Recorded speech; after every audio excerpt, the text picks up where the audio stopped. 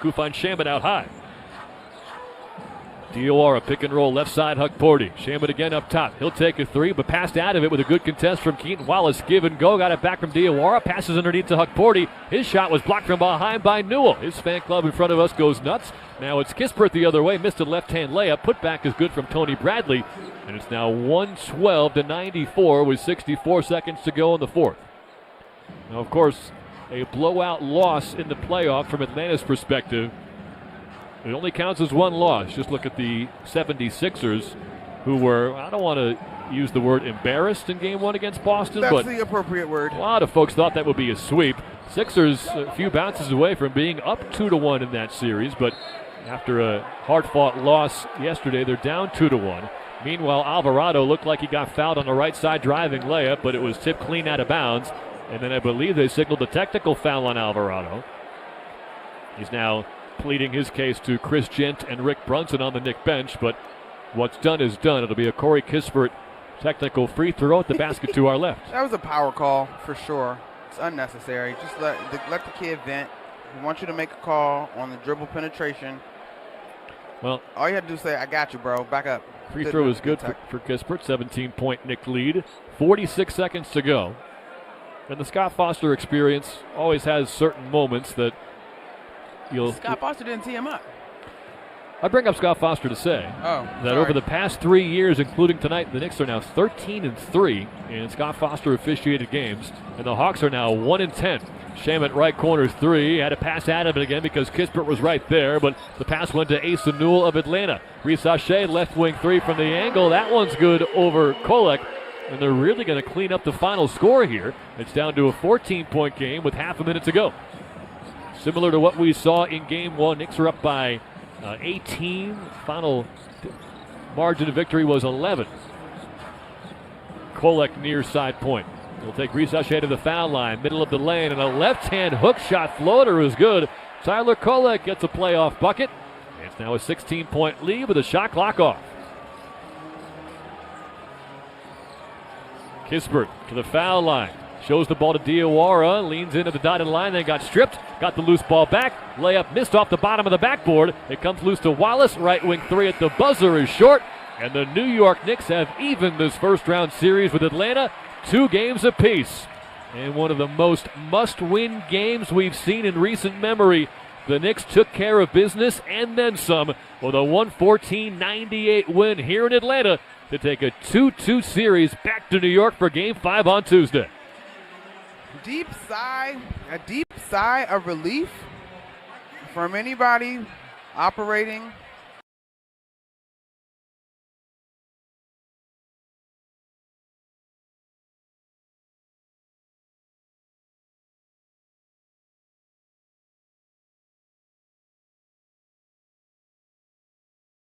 and focus more on your core business. Find out how All Copy products can help your company maximize its efficiency with their award-winning service today by visiting www.allcopyproducts.com. The biggest savings of the year from the oldest family-owned Toyota dealership in the Denver Metro, Groove Toyota. Limited time during the Over and Above sales events. Over 300 Toyota Tacomas. Only $329 a month lease. Visit GrooveToyota.com. Find your groove with 329 Tacomas at GrooveToyota.com. Start here, go anywhere. Closed end lease for 36 months with $35.99 due at signing. Zero security deposit on approved credit. Call 720-961-4465 for complete details. Offer expires 5/4/26. Denver Nuggets playoff basketball. Nuggets, Timberwolves on the Altitude Sports Radio Network. Nuggets basketball on the Altitude Sports Radio Network brought to you by Ball Corporation. All in for the Nuggets, aluminum, all in. Dante DiVincenzo off to the locker room. They tell you in broadcast school you're not supposed to guess about injuries, but I do all the time. And to me, that looked like an Achilles problem, but we'll wait to get official word from the Minnesota Timberwolves. Jokic has it behind the three-point line, hands it off over to Aaron Gordon. Gordon goes to the right hand, 10-foot jump shot, way short. Rebound comes down to Julius Randle. Outlet pass off over to Dosunmu. Stripped out of his hands, he gets the loose ball back, and then a stepped out of bounds to Dosunmu, and that'll be Denver basketball coming back the other way. Boy, Minnesota has come out physical. Julius Randle was just allowed to just run Jamal Murray over. Here comes Murray the other way. Denver's yet to score in the basketball game. Top of the key is Jokic. Again, folks, I'm looking for the first 3 out of 4 makes from downtown. Jokic has it. That's how I know if they're going to win. Murray jump shot, no good. He got fouled first. That's going to be on the floor, and that'll be Denver basketball, free throw line extended. Well, their plan is just to beat up and get as physical as they can. Close to being 2 shots. Christian Brown looks in, throws it off over to Jokic. Jokic has it inside the arc. Hands off behind him over to Murray. Murray back behind him to Joker. Head fake on Gobert. Gets in the paint, throws out of it. Gets it right back. Fade away. Good. Nuggets are on the board. They're down by 3 here. It's 5-2. Important to get him going. That's kind of a big, tough shot he made. I know. It's a tough first shot, by the way. Edwards has it inside the arc over to Julius Randle. Randle, guarded by Aaron Gordon, takes a jumper. That one's no good. Rebound comes down to Christian Brown. Brown has it the other way here for Denver. He's at the point, throws it off over to Jokic. No look pass in the corner. Gordon 3. That one's too strong. Now you got to make 3 in a row in order to please me, because that's why we're all here, in order to please Kaz. High left side is Anthony Edwards. Edwards has it at the point. He'll take a 3. Jumper's on the way and no good. Rebound down to Christian Brown. Brown has it up the right sideline. Guarded out there by Anthony Edwards. Throws it off on the wing now to Gordon. Gordon in a post up over McDaniels. Beats him. Layup no good. Rebound tipped and out of bounds. Last touch by Minnesota, and that'll be Denver basketball. His first 2 shots, AG, short, and even that one on the spin. Remember, he missed game 3. Just not a lot of lift. Made the good move, but then just didn't finish. He might be playing hurt. Well, I think he is. Inside the arc is Jokic. Hands it off over to Cam Johnson. Back over to Joker and a 3. Head fake on the 3. Drives in on Gobert instead. Little fadeaway jump shots on the way, and that one's no good. Tipped his own miss. Missed that. Tipped it again. Made that. Nuggets are down by 1. It's 5-4. And here comes Julius Randle. Randle peels off to the right side. Hands it off over to McDaniels. McDaniels long 2. Jump shot's good. Wasn't really known for a shooter in the early part of his career. He's really started to develop that mid-range game. And here comes Jokic. Jokic has it, lobs it back door over to Cam Johnson, knocked out of his hands and out of bounds. Last touch by Dosunmu. Well, you don't necessarily want to challenge that if you're Chris Finch, because if you do, is there a proximate foul also? That was out on Watson or on. Down low is Cam Johnson, throws out of it over to Jokic, 10-footer. Jumper's good. Wanted a foul, didn't get the whistle. Nuggets are down by 1, 7-6. Stutter step and a drive, Dosunmu. Bank shot, no good. Rebound, Gobert had it, lost it. Pushing it back on Gobert. And a push in the back on Gobert, and that'll be a foul on Rudy.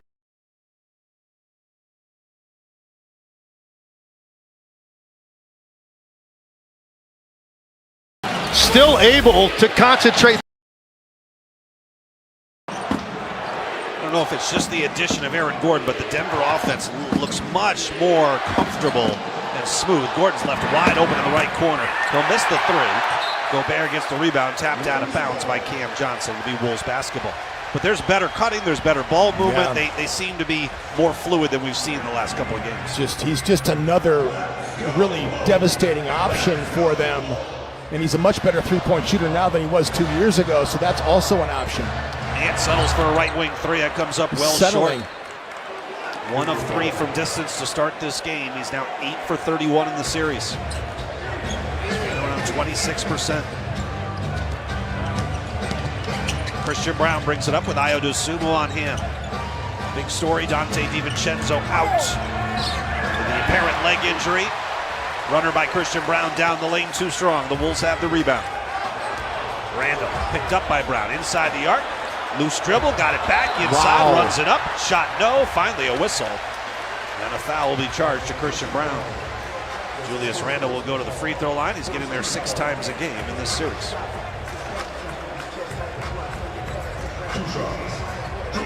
Man, am I bummed thinking about Dante DiVincenzo. I'm with you. Minnesota's bench just got a little shorter, but you're losing a player, at least in this game, that is a major catalyst for a lot of things that go right on both ends of the floor. His three-point shooting is invaluable, and he's been shooting it so great. He's averaged 5 rebounds a game, 5 assists per game, almost 2.5 steals per game. Randall misses the first free throw.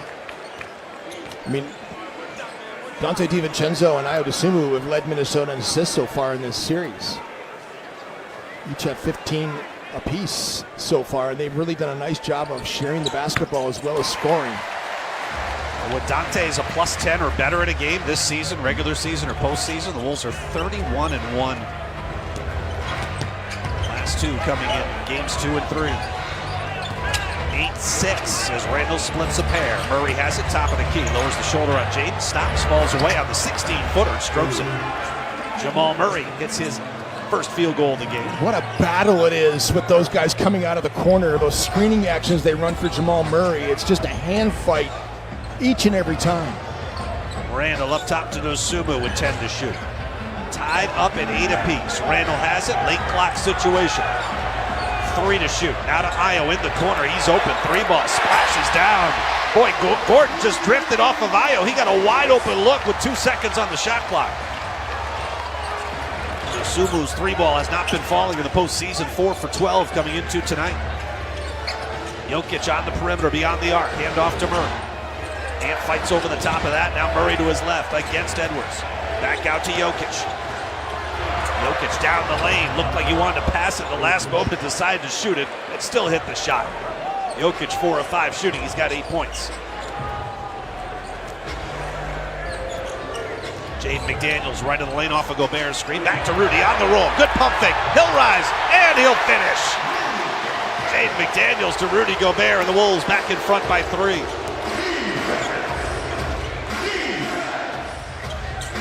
Murray off the Jokic screen up top.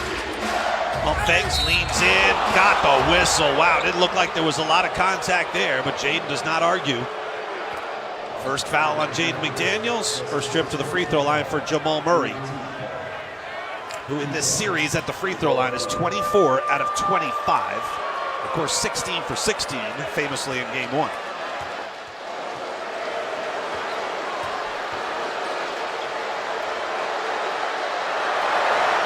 Murray's free throw is good. 12th in the league in scoring, 25 points a game for Murray this year. 10th in the league in assists, averaging 7 per. I really respect Jamal Murray a ton for his skill level, but the foul baiting, it's such a unique skill set that Shai Gilgeous-Alexander is probably the best at it. Jimmy Butler is a tremendous foul drawer, but Jamal Murray is so good at it.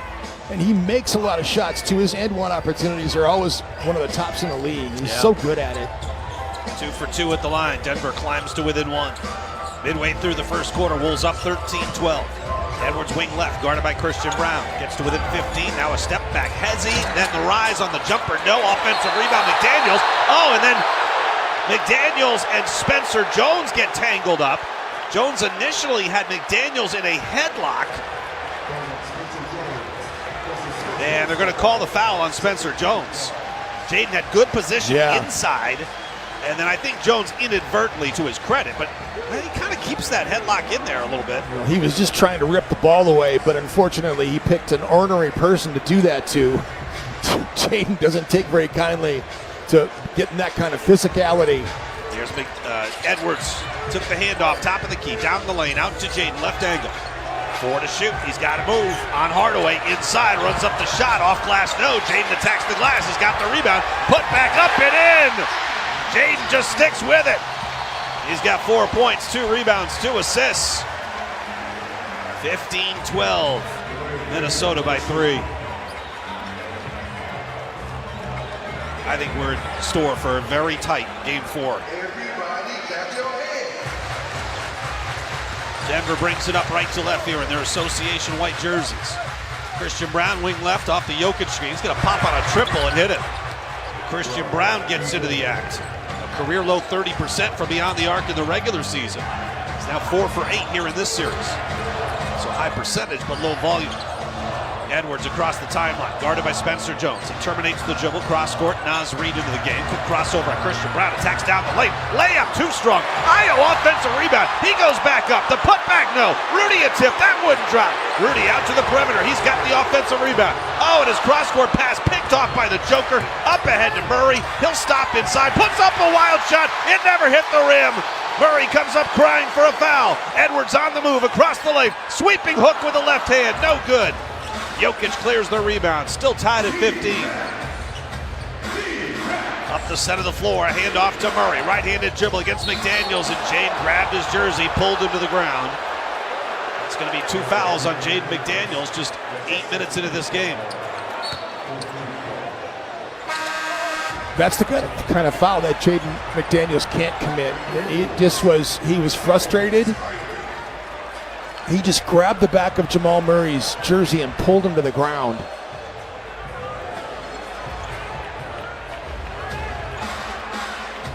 Jaden will come off the floor. Bones Highland is in.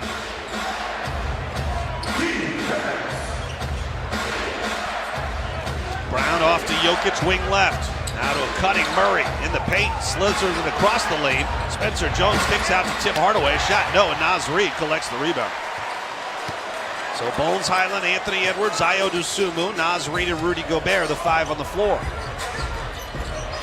Edwards pulls up baseline. Another tough shot. He missed this one from 15 feet out. Nuggets pushing back the other way.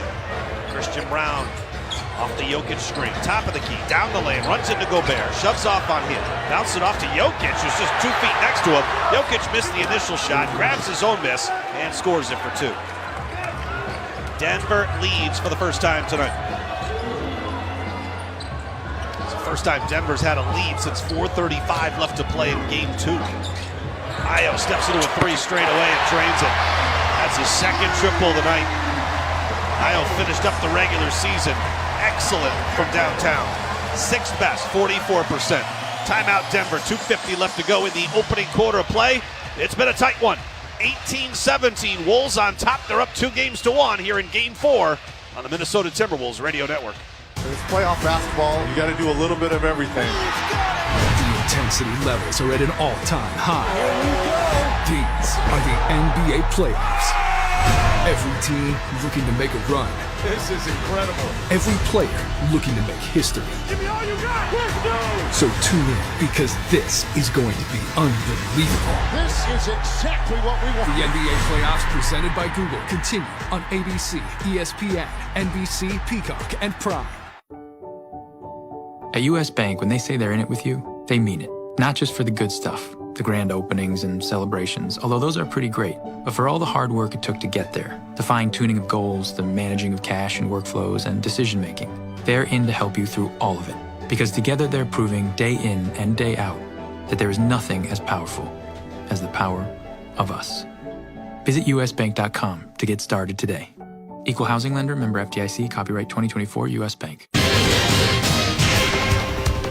Cal Soderquist with a scoreboard update from our NBA Tonight studios. A quadruple header on this Saturday across the association. It is culminating in this Timberwolves Nuggets Game 4.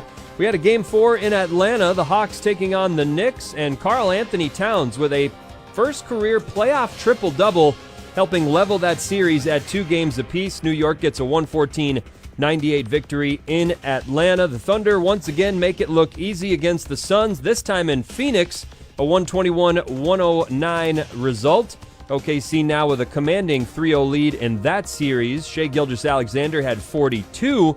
And a pivotal Game 3 in Orlando. The Magic and Pistons all square at a game apiece, but Paolo Banchero and Orlando helping break a 104-104 tie with 3 minutes to play, seizing control for good with a 9-1 run. With less than a minute to go and a 5-point lead, Paolo gets it over the timeline, and he'll rock it back and forth up top. And now here comes the trap. Flips it over to Franz on the left wing. Shot clock at 9, 40 seconds left. Banchero straightaway 3, the knockout blow. It is good! Shooter's touch! Are you kidding me? Stop! That deserves a kapaya. Timeout Pistons. Magic sitting pretty. 113-105, 8-point lead, 38-8 to go, and that one a gift from the heavens. 25 points, 12 boards, 9 dimes for Paolo Banchero and the 8th-seeded Orlando Magic. After a 113-105 victory, they've got a 2-1 series lead over the top-seeded Detroit Pistons. Back to Alan and Jim. All right, Cal, thank you very much. Here with 3 minutes to go in this first quarter, Timberwolves are on top of the Nuggets, 18-17. Jaden McDaniels on the bench right now with 2 personal fouls. Donte DiVincenzo has been officially ruled out for the remainder of the game. All they're saying right now is right lower leg injury. Cal gave you the scoreboard update. Jim, anything catching your eye around the NBA right now? You've got 2 series that are 3-0. I'm stunned the Lakers are up 3-0 on the Rockets. OKC maybe a little more predictably up 3-0 on the Suns. But all the other series are either 2-1 or 2-2 at this point. Yeah. It's a really good basketball. It's certainly. Orlando played great today. Paolo Banchero was fantastic. Detroit looks a little out of sync, but it was a close game. They came back. Detroit was down big in that game. Portland had a big lead against San Antonio last night too, but I'll tell you what, San Antonio played great in the second half, came back and won that game as well. Dylan Harper turned into Michael Jordan, had 22 second half points in that game. Bruce Brown into the game. He'll rise up at the elbow. The jumper is good. Little one-handed push shot over Rudy Gobert. This is going to be a dogfight. 19-18. This is going to be a dogfight game. Yeah. Mike Conley is into the game. He'll bring the ball up the floor with Anthony Edwards, Bones Highland, Naz Reid, and Rudy Gobert. Oh, and Mike was about to pass it, tried to pull it back. It went right in the hands of Hardaway. He drives, scoops, and scores. So much indecisiveness on the screening action that Mike was looking to get into. They were taking forever to pop to catch. Here's Bones feeding it off to Gobert. He's at the three-point line straight away. Rudy holds, and comes to. Couldn't get the handoff, sets up Bones on the right wing. 7 to shoot. Here's Bones on the attack against Christian Brown. Into the paint, 2 to shoot. The baseline falls away, and the jumper's good. Well, that took a lot of the shot clock, almost all of it, for the Wolves even to get a shot off. This Denver defense looks a little bit different than we saw the other night. They've redoubled their efforts for sure. Jokic to Brown. He's wide open for a 3. He'll take it and come up short. Gobert picks up his 5th rebound. That's a team high and a game high. Rudy drops it around his back. Bones to the right side. Naz up, fakes a 3, tries baseline and throws it down with 2 hands. A ferocious finish from Naz Reid to put the Wolves up by 1. That outside shot has not been reliant of late for Naz. So he said, you know what? I'm going inside for a sure thing.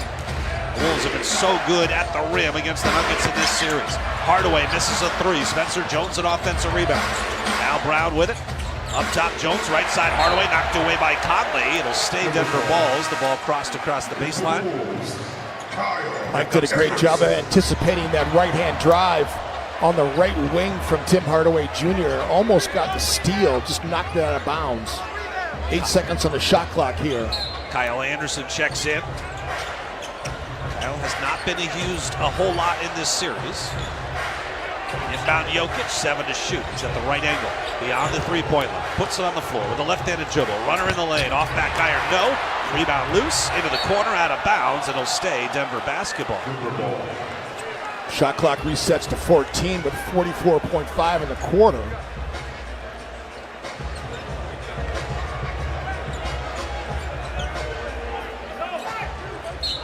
Denver shooting 39% here in the opening quarter. The Wolves are at 43%. Jokic with it up top. Backdoor finds Hardaway on the cut to the rim. He'll lay it in for 2. Mike took hedge that time on Jokic, but got backdoor cut that time by Hardaway. Couldn't get back in front. Naz on the move, sets up Kyle Anderson, who comes across the free throw line. Now backs it out beyond the three-point line. Off of Rudy's screen, Kyle at the elbow will take the jump, in and out, no. And Jokic has the rebound, 20 seconds left to go in the quarter. Shot clock goes dark. Denver by 1, 23-22. Jokic has 10 points, 5 boards, 4 assists. Jokic has it left side. 7 to go in the quarter. Now Jokic lobs it inside. Brown under the basket, makes the catch, rises, shot blocked by Naz Reid. Comes out to the perimeter. Whistle sounds. 0.5 to go in the quarter. I think this is going to be awarded to Minnesota. Those are the back screening actions I'm talking about, where the back screener slips out and gets those layups. Christian Brown's really good at it. They award the ball to Denver with .5. Inbound, Jokic falls away right side. It's an air ball. So after 1 quarter of play, Denver leads Minnesota 23-22. And you get the feeling we're in for a much different, tighter game here in Game 4 than what we saw in Game 3. After 1 here at Target Center on a Saturday night, it's the Nuggets 23. It's the Wolves 22 on the Timberwolves Radio Network.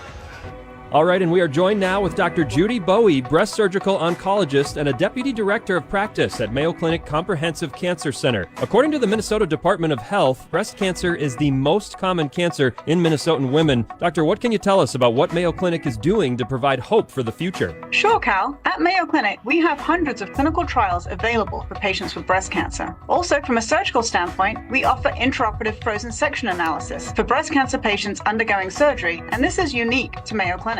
Frozen section analysis. Can you describe what that is and how that helps provide more accurate care for patients? Of course. Typically, during breast surgery, tissue is removed by the surgeon and then evaluated by the pathologist, and this tissue evaluation can take anywhere between 1 to 7 days after surgery. However, at Mayo Clinic, intraoperative frozen section analysis allows the pathologist to rapidly analyze the tissue during the surgical procedure. If cancer is still present at the margins, the surgeon can remove additional tissue during the same procedure to ensure that all cancerous tissue has been removed during one single procedure. That's incredible to hear. I imagine this process has numerous benefits. Yes, and the only way this process can work is with the surgeons and the pathologists working closely together. Doing that, this allows us to reduce the number of surgeries that a patient may require, saving patients both time and money. That's awesome. Thank you, Dr. Bowie, for your time. And for more information on Dr. Bowie and the incredible work that is being done at Mayo Clinic Comprehensive Cancer Center, visit mayoclinic.org/possible. What's the difference between banks and a credit union like Wings? One word: ownership. Banks are owned by shareholders, so profits go to shareholders. At Wings, you own it, literally. So profits are reinvested in your financial experience in the form of member-exclusive rates, robust digital services, and locations throughout Minnesota. No one likes switching, but it's time to stop missing out on the benefits of financial ownership. Visit wingcu.com/own it. Insured by NCUA. Membership required. You're listening to the Timberwolves Radio Network. After 1 quarter of play here at Target Center, the Timberwolves find themselves down to the Nuggets 23-22. For the first time in a long time, Anthony Edwards not on the injury report heading into Game 4. That right knee not giving him as much trouble. Chris Finch was asked before the game if that's a good sign of progress for Ant and that right knee. Yeah, absolutely. I think it's, all the work that's been done there has been pointing in the right direction. I think there's a combination of things. Certainly a great job by the medical staff and Anthony navigating this, getting confidence in what the new reality feels like. It's still an ongoing, management situation until he's able to get real rest. But I think he's way more comfortable with what it feels like after having pushed it and played high-level basketball on it. Well, Ant with his foul difficulty in Game 3, Jim, we thought it was a positive sign that he only had to play 24 minutes in Game 3, but he started tonight playing 11 minutes, just 1 of 6 shooting, and everything was on the perimeter, including 3 shots from beyond the arc. He hit 1 with a lot of settling for the perimeter early on for him. He's seeing a lot of walls that are being built to prevent him from getting to the rim, so that's been part of it. These are the non-Jokic minutes to begin the second and fourth quarters. Murray's on the floor, sets up Spencer Jones, right wing 3, in and out, no. Rebound tapped out. Ayo Dosunmu's got it. He is fouled at mid-court. There's no call. McDaniels comes away with the ball. Now a foul is called against Tim Hardaway Jr. Ayo got mugged in midcourt. Did I miss that? Completely mugged. He got completely mugged. Yeah, there was. He's going to play on. They're letting him play on. They let go a foul down here on Jamal Murray earlier in the first quarter. That was a complete foul that they didn't call either. Ayo will trigger in just beyond the Nuggets bench. Wolves offense attacking the end of the floor where the Nuggets bench is located. They are grabbing and clutching any kind of screening actions out of the corners for Minnesota's players. Denver's done a really good job of being physical here, blowing up Minnesota's actions. The ball got inbounded to Randall at the top of the key and then away from the play. It was Bruce Brown who got tangled up with Bones Highland. Here's Randall going to work on Gordon. Bumps, backs, now fades. And the jumper was halfway down and popped out. How did that come out? I don't know. 23-22. Murray the high screen. Gordon uses that. Takes a run on Randall left of the lane. He'll pop for an 18-footer way offline. Nas Reed has the rebound. He's on the run. Down the center of the floor. Kicks out. Io wing left. Now McDaniels with it. Bones against Bruce Brown. They set up Randall against Murray. Spins on him toward the middle of the floor. Cross court. Nas open in the corner. Here comes the three. There it goes. Right through the net. That was beautiful offense. And the Wolves are in front by 2. Another assist for Julius Randle on a three-point shot, second of the game. 25-23. Gordon with it. Just to the right of the top of the key. He settles for an 18-footer and hits that. That's his first shot of the night, 1 for 6. He's got a white compression sleeve on that left calf, which kept him out of game 3. Bothered by calf and hamstring issues each of the last 2 regular seasons. Bones a deep 3. It's off the back iron, but Jaden attacking for the rebound. He drew a foul inside. Loose Certainly ball did. against Denver. We've seen Jaden be much more aggressive attacking that offensive glass. It's a good thing, too, with his athleticism now. The length that he provides can be helpful on both ends, rebounding the basketball. Nas with it, perimeter left. Back out to Bones Highland. 8 to shoot. Right side, Randall. Julius thought about a 3. Now looking to drive on Gordon. Gets to the mid-post, spins, now falls away. 15-footer online, but short. Hardaway grabs the rebound. Denver has the ball in a tie game. 10:05 left to go second quarter. Jamal Murray, right at the top of the key. Guarded by Dosumu. Off to Brown, right back to Murray. Working against Dosumu and Highland. Spins, now fires on a 3 and drains it. That's his first triple of the night. He's 2 for 5 shooting. Jamal Murray has 7 points to go along with 2 assists. Nas Reed up top. Shuffles it off to Bones Highland. Bones will bring it up top. 10 on the shot clock. Working against Spencer Jones. Likes the matchup. Crossover drive. The finish too strong off the glass. Nas Reed attacks the offensive rebound. Puts it back up and in for 2. Nas did a great job of not re-screening. He just let Bones have the mismatch, which that created a mismatch for Nas Reed to get that offensive rebound with Jamal Murray on him. And that's one thing you can do with Jokic not on the floor grabbing rebounds. And Jaden McDaniels snares a defensive rebound off a Gordon miss. And Jaden just picked up his 3rd personal foul. Bruce Brown knocked the ball away, and Jaden held him. He's done for the half. 9:03 left to go. 9:03 in the quarter. You have to let it go. And that's why the other foul that he had on Jamal Murray, where he grabbed his jersey and pulled it down, those just kill you for a guy that's got such a big job to do who needs to stay out of foul trouble. They're essentially down 2 starters for the rest of the half. Dante DiVincenzo and Jaden McDaniels. Murray brings it up, uses a Brown screen, then a Gordon screen, got airborne. Brown touches off, down to Murray. Nice little give and go. That worked out for them, even though it looked awkward at first. Murray got airborne. He didn't know what he was going to do with the ball. Julius kind of quit on the play that time. He's the one that was responsible for Jamal Murray after the switch. Never got back into play. The energy in the building. I realize Dante goes down, and that's shocking to see, but the energy has just been sucked out of this building. There's no doubt. It has to be something to spark this. Denver on a 7-2 run. They lead by 3. Io DeSumo with it up top. Takes a dribble into the paint. Steps through on Brown. Up off glass. Got it. Io coming off the career-high performance. 25 points and 9 assists in Game 3. His best marks in the postseason in his career.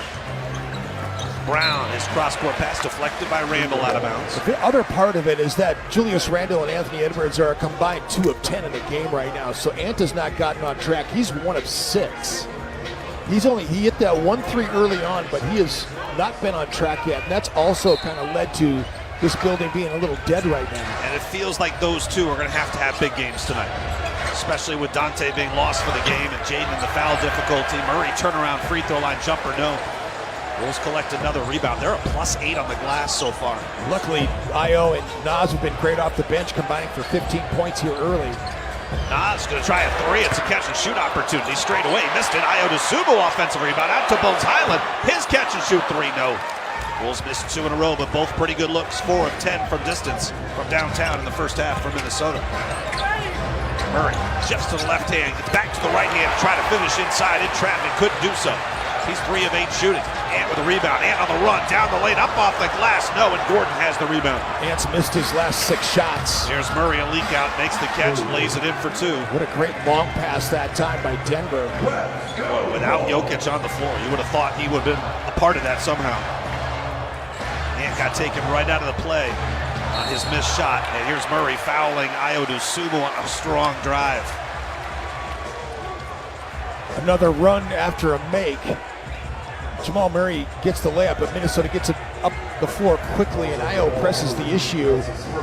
Has a lane to the rim, but gets fouled here in the process. So Ayo's got a chance to add to his point total. He's got 8 points on 3 of 5 shooting. It's a final in St. Paul. The Wild get an overtime win. How about that? In Game 4. They even that series against the Dallas Stars at 2 games apiece. After losing an overtime game, double overtime, a heartbreaker, they come back and win one. It's great. We've also flipped back onto our flagship, 100.3 FM, KFAN The Fan, iHeartRadio app, Timberwolves mobile app, Sirius XM, NBA Radio, channel 86, and all across the vast and ever-expanding Timberwolves radio network. Ayo at the free throw line. Hit the first. He's got one more coming. Second one is good. DeSumo, 10 points, 13 minutes of play. Jokic back on the floor, 32-31. The non-Jokic minutes were leveled up, by the way, 9-9 for both. So Minnesota didn't lose the non-Jokic minutes. But they didn't win it either. Jokic was a minus 21 in Game 3. He goes to work on Rudy, floats it up with the right hand and hits, going down Main Street. Joker's dominating the painted area. It's a 22-12 advantage in the paint. They're flipping this whole statistic from last game. Ayo DeSumo dancing off a Gobert screen. Into the paint, runs it up with the right hand. He hits. Ayo's got a dozen. Ayo has a dozen. Nas has 7. No starter has more than 4 points. Jaden's in foul trouble, and Dante's in the training room. That's a killer for Minnesota. Brown along the baseline. He hits a shot. So Bruce Brown, 4 points, couple of assists.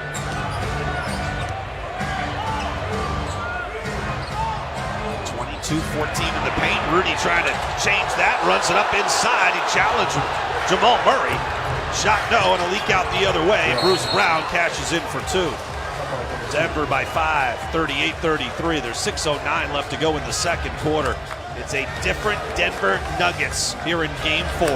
38-33, midway through the second on the Minnesota Timberwolves radio network. As a business owner, you understand the importance of protecting your reputation, workplace, employees, and financial assets. Our team is ready to help yours by creating a custom lineup of industry-specific coverages and risk management service to help you stay at the top of your game. Contact your local Federated representative for more information today. Federated Insurance. It's our business to protect yours. Rated A+, superior by AM Best Company. No matter how you drive it, there's a Ford for you. On the work site or out on the town, F-Series trucks provide power and toughness when you need it most. It's what makes them the best-selling trucks in America for 49 years. When adventure calls, the Bronco family always answers. That's because they're made for the great outdoors. With a flexible interior, the Ford Explorer adapts towards your needs. Visit your local Northland Ford dealers to find the perfect Ford for you. Plus, a great offer to go along with it. Based on 1977 to 2025 CY industry reported total sales.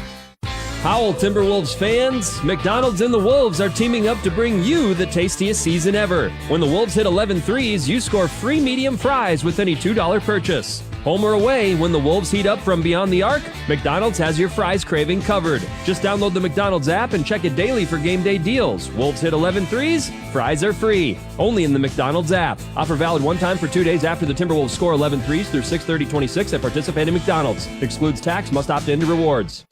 Looking for reliable heating and cooling solutions? At Hoffman Cooling and Heating, we keep your home comfortable all year round. With summer heat right around the corner, now's the perfect time for our $59 AC Performance Check, ensuring your system is running efficiently when you need it most. Have an emergency? Our expert technicians are on call 24/7, ready to assist Twin Cities residents. Call us today at 612-255-5883 or visit hoffmanheating.net. Hoffman Cooling and Heating. Your comfort is our priority. Overall, but Jim Pete, how about Chris Finch, 6-2 in Game 4s? Wolves were 1-8 under Flip Saunders / Tom Thibodeau. Yeah, Chris Finch is rewriting the record book for Minnesota from a coaching perspective, that's for sure. Wolves are 3-4 in Game 4s when they have a Series 2-1 advantage. The big number is the Wolves are 5-2 when they're up 2-1 in the series, and they've won 5 straight. They're going to have their work cut out for them in this game. 2 of those come against Denver. Right. 0-4, they were up 2-1. Right. Beat Denver in 5, and 2 years ago, up 2-1, they won it in 7 games. So while the Wolves have the advantage in the series, right now it's Denver who's got the advantage with no Dante DiVincenzo and Jaden McDaniels in the foul difficulty. Lower right leg injury for Dante DiVincenzo. He will not return. Minnesota's not been able to force a single turnover yet in this game against Denver. Only 4 for the Timberwolves. Mike Conley back on the floor with Randall, Edwards, Gobert, and Dosunmu. And with it up top, dancing off the Gobert screen. Attacks to the free throw line. Pulls up on the jumper. It's off to the left. The rebound comes right. Collected by Murray. Not a single starter has scored here in the second quarter for Minnesota. It's been all bench scoring. Murray sets up Jokic. Out to the corner. Spencer Jones with that awkward-looking three-point stroke. Sure is. He missed it. The Wolves have the rebound. Down by 5. The Wolves shooting 37%. And his cross-court pass deflected and kicked by Jamal Murray. Shot clock will stay at 16. One of the things I like with Ayo Dosunmu in the game, though, is that he can initiate offense and have Ant be off the ball more. Same thing with Mike Conley. There's Mike drifting right, up top to Julius Randle. Randle will stop, up fake the 3. 8 to shoot, he gets it back from Conley. Works on Spencer Jones, into the paint, bumps, and now kicks out, and a travel is called. Julius has got to be more decisive. He's dribbling a lot right now and turning his back to the defense. He's got to stay squared up. And he's got to be more decisive. That 0.5 mentality we talk about a lot. He's doing a lot of dribbling right now. Denver's doing a great job, though, of being physical with him and fanning out to three-point shooters and taking away his options. Denver defense has been better. Denver offense has been better.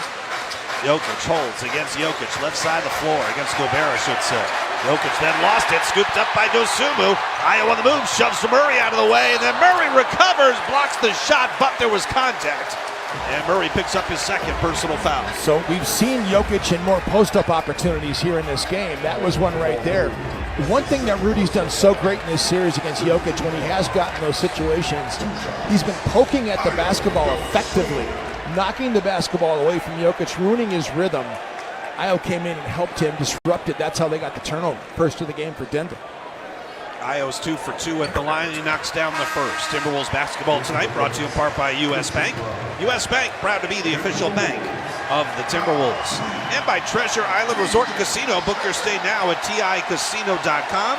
Visit the island, Treasure Island Resort and Casino. Chris Finch, during this free throw situation, brings in Terrence Shannon Jr., who gets a big ovation. Brings in Naz Reid, too, for Julius Randle. First minutes of the series for T.J. Shannon. Let's see what he can do with the opportunity with 5 minutes to go in the second quarter. And the Wolves trailing 38-35. Cam Johnson left corner in front of the Wolves bench. Jokic now with it back to a cutting. Johnson went up for the dunk. He didn't get it.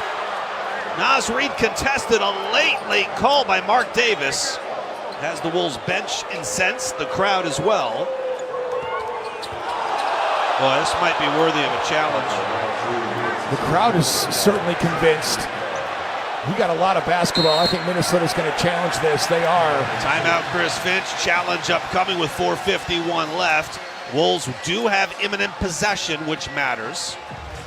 Naz Reid had one personal foul. To challenge the foul. So it wasn't like he was in foul difficulty, but the Wolves want to keep any points off the board they can get. Timeout on the floor. 4:51 left to go in the first half. We'll give you the results of the challenge when we come back on the Minnesota Timberwolves Radio Network. Wolves fans, listen up. Pilot Games and your Minnesota Timberwolves just dropped the ultimate fan experience, the ETAB game, Let's Go Wolves. Play it right now at your local bar and chase massive prizes while you soak up every Wolves slam dunk and three-pointer. What a win this is going to be! Best part? Every play powers local charities, so you're winning for the team and your community. So get out there, play, and show your Wolves pride. Brought to you by Pilot Games. Let's go Wolves. Set a destination for the island and discover a world sure to satisfy every taste. Searching for the freshest seafood? Perhaps prime ribs more your style. Like to load up on mouth-watering sides? Maybe you're the salad bar type. Or simply indulge your sweet tooth. With our endless selections, why choose? Satisfy all your cravings. Trade Winds Buffet, only at Treasure Island Resort and Casino. Destination, fun.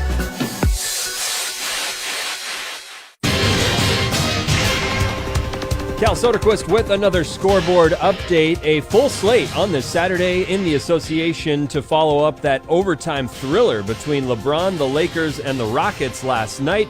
Game 1, the Detroit Pistons in Orlando, hoping to retake a series lead, but Paolo Banchero and company had other ideas. 25 points, 12 boards, 9 dimes.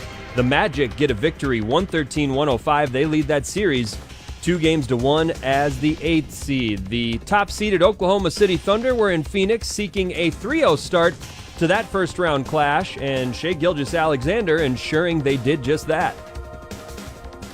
O'Neal had the loose ball, pitched on a layup, and he looked at it. Shai strips it midcourt. Booker out in front. Thunders down a big two-hand rim rocker. Finishing touches, maybe not yet. 6:10 to play, but SGA having a day, 34 points. He came to play today. So no J-Dub, no problem, at least for one game. The Thunder cruise to a 121-109 victory. They have the 3-0 lead in that series. And the other game that has gone final and preceded this one you're listening to, the New York Knicks get a 114-98 victory in Atlanta thanks to Karl Anthony Towns with a 20-point, 10-board, 10-assist triple-double, first of his playoff career. For the result of Chris Finch's challenge, let's get back to Alan Horton and Jim Peterson. Who shoots 2 free throws, they'll be charged. Is this the second timeout? They'll be charged with their timeout, as well as they have no additional challenges. That was the voice of Mark Davis, the crew chief. Timberwolves do not win the challenge. So they're saying that Naz does get ball, but at the same time, he's also in contact with Cam Johnson's arm.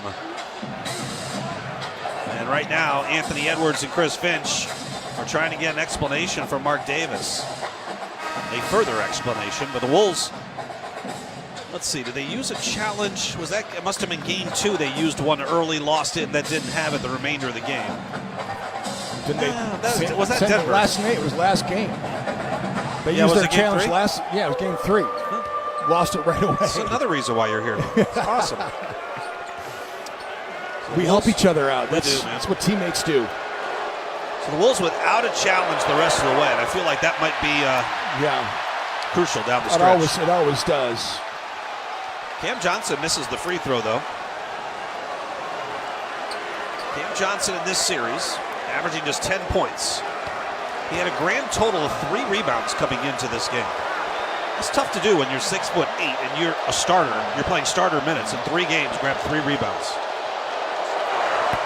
Oh, he just missed 2 free throws, but Spencer Jones has an offensive rebound.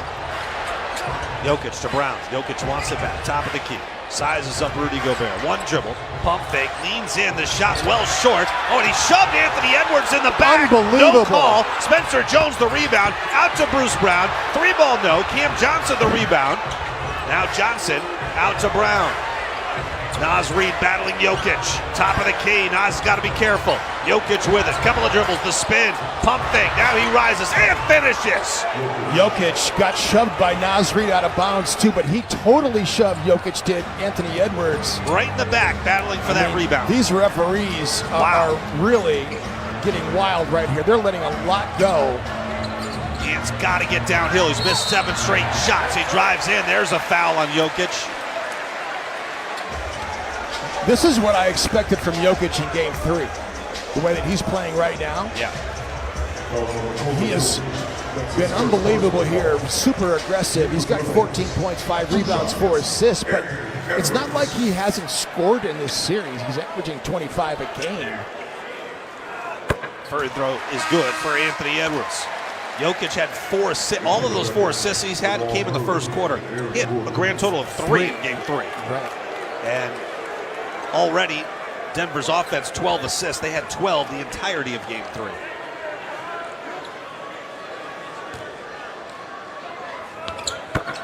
And saw a couple go in from the free throw line. Let's hope that kickstarts his game here. Still plenty of time left here in the quarter. 4 minutes left to play. Aaron Gordon, dangerous pass to Jokic. Rudy was all over it, knocked it up in the air, but Jokic controlled it. Jokic, 2-man game with Murray. Murray sets the screen. Jokic terminates the dribble. Now off to Christian Brown. TJ Shannon on him. Brown pulls up on the 3 and sticks it straight away. His second 3-ball of the first half. Christian Brown is pretty confident of himself. I mean, this guy does more hand motions after he makes a shot than any other player on the Nuggets team. He's kind of annoying. He is. Was it last year or 2 years ago? He kind of stood down Rudy Gobert on a dunk right down here at this end of the floor.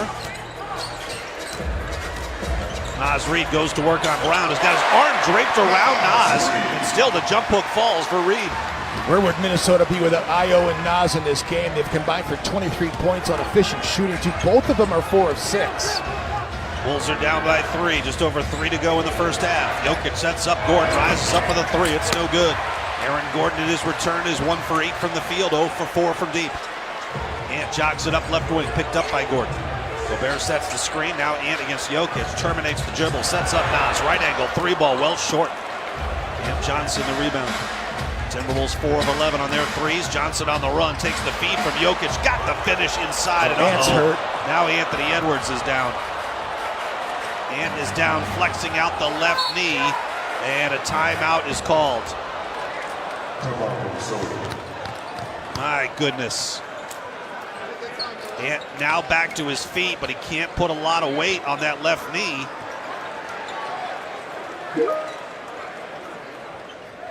Not now, Microsoft Teams. Not now. Timeout on the floor with 2:36 left to go in the first half. The Timberwolves in the regular season lost fewer man games to injury than any other team in the league, and it really wasn't close. Ant will now put his weight on a couple of trainers. What did you see on the replay? It just showed Ant trying to contest that shot by Johnson, the way he was trying to block it at the rim. When he came down, his leg was hyperextended, so I mean, it looked like it so bent the wrong way, kind of bent the wrong way. So it's just. We see that late in the year with Franz Wagner. Yeah. Fortunately, he came back. Yeah, well, I think that's one of those things where you see Anthony Edwards, you're just going like he's probably going to go back there and come back out again. You're going to see here when he goes up, he comes down, his left leg gets straightened up, and his. I mean, that's one of the things about the way that shoes are made now. They're so sticky that when you plant like that, a lot of times that leg would give and it would slide, but that foot stuck, and it just was an awkward landing by Anthony Edwards. Wow, a couple of gut punches here in the first half of Game 4. The Wolves lose Dante DiVincenzo, who's out for the game. We'll see about Anthony Edwards. Ayo Dosunmu keeping the Wolves in it right now. Floats it up and in from in the paint from 6 feet out. 44-41. Boy, you want to talk about having to adjust on the fly, overcome adversity, all of that. Wolves are having to deal with all that, plus the foul difficulty of Jaden McDaniels. Murray gets free inside. 46-41. Bones with it up top, and a whistle and a foul. Gordon picks it up. Fouls on Gordon. That's his first personal foul. Well, it feels like the Wolves at this point with 1:56 left, man, they just need to get to the locker room without anything else going wrong. Yeah. No more fouls, no more injuries. Let's regroup at halftime. 46-41 with Bones Highland going to the free throw line for 2 shots. First one is up and in. Timberwolves basketball all season long, brought to you in part by Travel South Dakota. If you call yourself an explorer like Jim Peterson does, now's the time to get out there and get lost somewhere you haven't found yet. Plan your next best adventure today at TravelSouthDakota.com. I'm going salmon fishing in Alaska this summer. Good for you. That is awesome. That's exploring right there. That's way outside of my wheelhouse. Now that's bear country too. Yeah, I'm going to be careful. They love salmon. So get some good shots. I want some photos of you and bears. 3-ball for Gordon, left angle. He drops that one in. 49-43. 6-point Nuggets lead. It matches their largest advantage of the game. TJ Shannon up top to Bones. Now Ayo, left side Naz Reid. Naz against Christian Brown. Cross-court pass. TJ catch and shoot 3. Oh, yeah! TJ, who finished the regular season oh so strong. Last 3 games, he averaged 27 points. Shot 55%, hit 48% of his threes. He brings the Wolves to within 3. Christian Brown across the timeline off the Jokic screen to the right wing with 15 to shoot. Against Bones Highland, out to Jokic. Jokic terminates the dribble. Hand off to Murray. Ayo trying to fight over the top. Murray launches the 3. It's offline. Terrific defense by Ayo. Now he's got it up in the front court, wing left. Fakes the handoff to Bones. Christian Brown stripped him. Ayo still able to get it off to Rudy Gobert. Here's Naz on the move, down the lane. Finger roll to the cup, counted for 2, and this is a 1-point game. 40 seconds left to go in the second quarter. Here comes Jokic on the move, feeds it off to Cam Johnson inside. Shuffles it across to Aaron Gordon, who lays it in for 2. Didn't look like he had the explosiveness to dunk that. Just push it up there with 2 hands. Bones going quickly here, trying to get the 2 for 1. He'll get the lay-in, and he did it in time. It'll be about 3 seconds if Denver uses the entire clock. Another run after a make, too, by the way. Bones got that up quickly, baby. Something we see the Wolves do more and more in the last couple of games. Yeah. 3.5-second differential. Jokic with it right side. Here's Murray along the baseline, stops, kicks back out. Jokic passed on the 3. Brown extra pass Johnson, left side. Cam Johnson nails it with 1.4 left. Inbound, Bones has it around his back, beyond midcourt. Fires on the 3. Oh, it's off the back iron to the right. That would have counted had it gone. A wild first half. The Wolves will regroup after losing Dante DiVincenzo and Anthony Edwards. We know Dante's done for the night. We'll see about Anthony Edwards, who left late in the second quarter with a left knee injury. Jaden, 3 fouls. He was on the bench, only played 11 minutes in that first half. A lot to sort out. The Wolves down by 4 at the break. Cal Soderquist anchors your halftime coverage next, all across the Minnesota Timberwolves radio network. Wolves fans, this is playoff basketball. Every move matters, so why leave your fit to chance? At Trade Home Shoes, our in-store real fit experience helps take the guesswork out of comfort. How? 3D foot scan, personalized fitting, expert advice just for you. With top brands like New Balance, Hoka, On, Birkenstock, Rival, and more. Trade Home Shoes' real fit experience makes all the difference when every game and every step matters. Trade Home Shoes. Enjoy life. Feet first. Splash, splash, splash. Apply a little splash. When your windshield's getting dirty, just apply a little splash. When your windshield's full of grime, bugs, dirt, and snow, just use a little splash and be safe on the road. Splash, splash, splash. Apply a little splash. When your windshield's getting dirty, just apply a little splash. See safely on the road when you apply a little splash.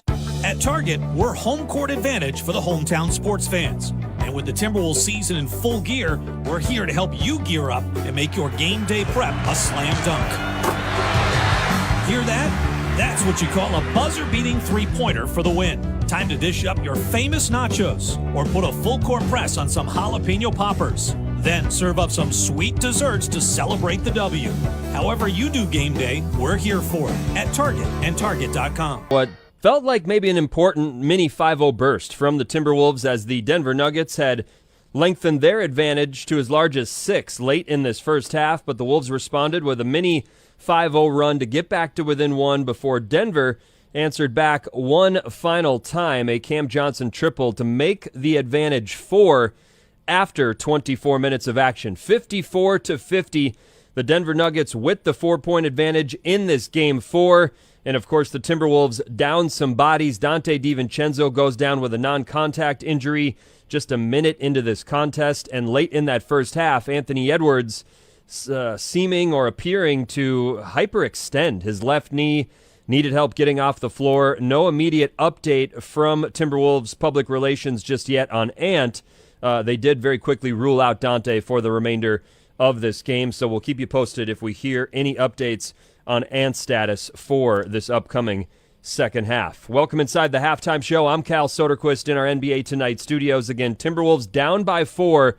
It's going to take an inspired, shorthanded effort from Minnesota if they want to get back in this contest. They are still very much in the fight. It was a game that was back and forth for a majority of that first half. 7 different lead changes, and the Wolves are still right there, thanks largely to performances from the bench. Ayo Dosunmu, after his playoff career-high 25 in Thursday's Game 3, 16 more in the first half tonight, 5 of 7 from the field, 2 of 2 from deep in his 20 minutes. Naz Reid added 11 in his 15 minutes off the bench, so it will likely take even more from those two guys and a slew of others if the Wolves want to turn this 4-point deficit into a lead when second half action resumes. In just a minute, we'll dive deeper into that first half box score. We'll also catch you up on scores elsewhere in the association.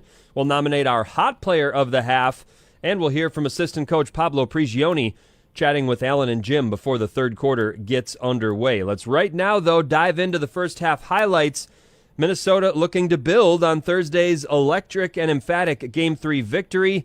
An opportunity, of course, on their home floor to take a commanding 3-1 series lead here tonight. But, of course, the battle-tested championship DNA Denver Nuggets not going to go down without a fight. We knew that for certain when Nikola Jokic and Jamal Murray suiting up. They had Aaron Gordon rejoin them after he missed Game 3.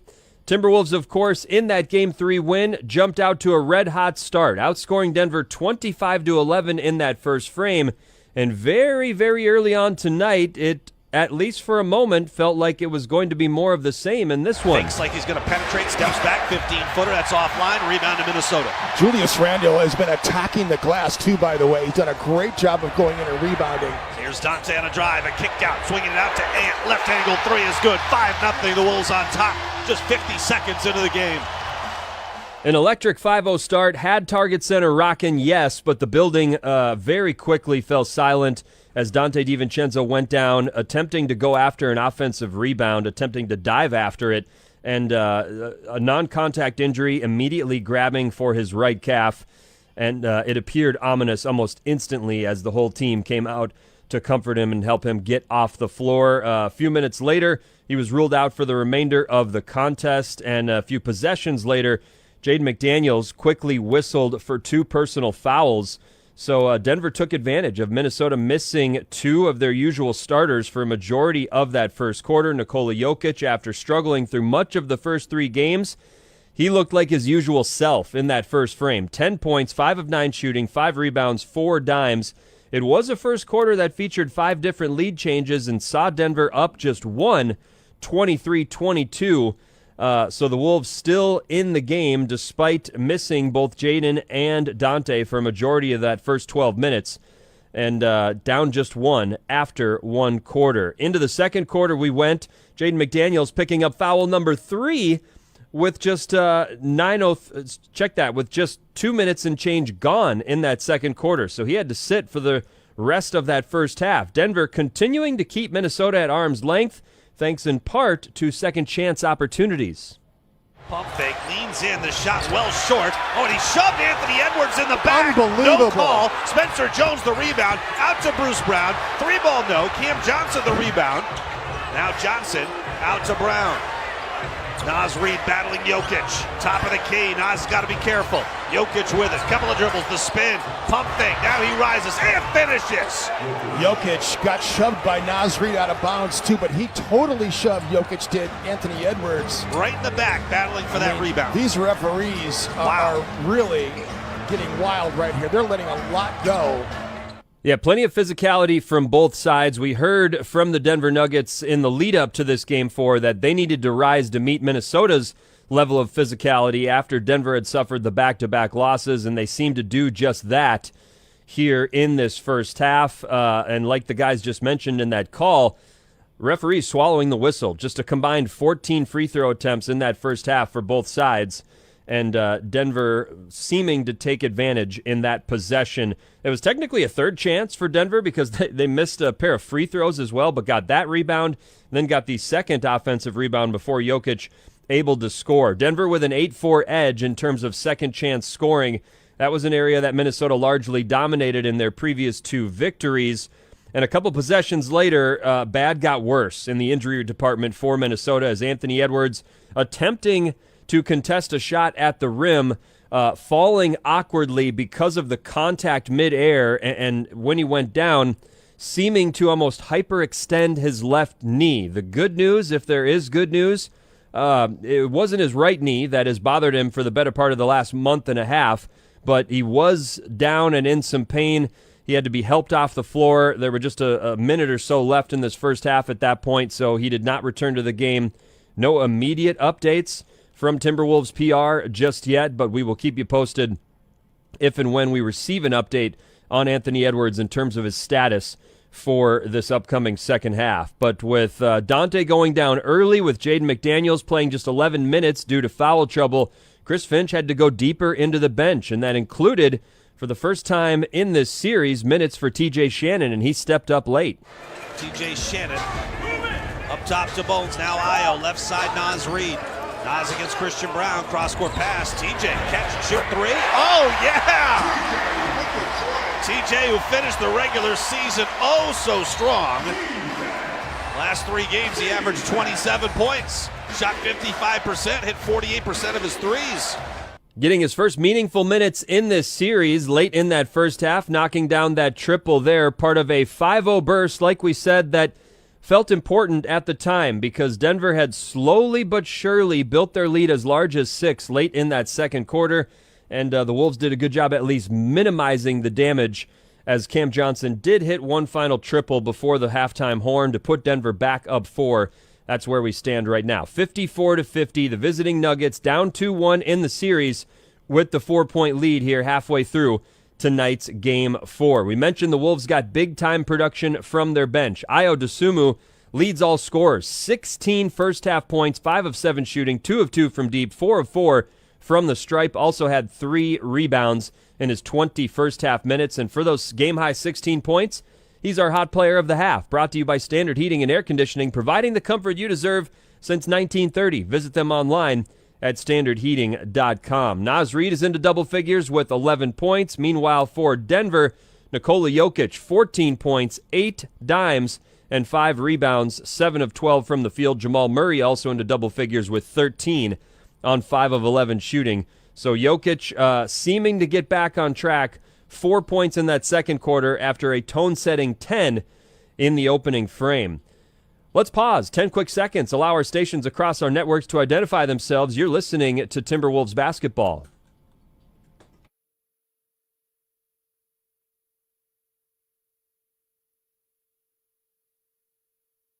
Wolves down 4 after 24 minutes of action in this Game 4. When we return, we'll tell you about some other scores from earlier on this Saturday across the NBA here on the Timberwolves Radio Network. Wolves fans, before the temps rise, make your move and get your AC ready. Standard Heating and Air Conditioning wants you to book early, save big, and relax all summer. Right now, get $45 off an AC tune-up or $90 when you add a furnace tune-up. Book by May 25th and mention code WOLVES when scheduling. Beat the heat and stay cool all summer long.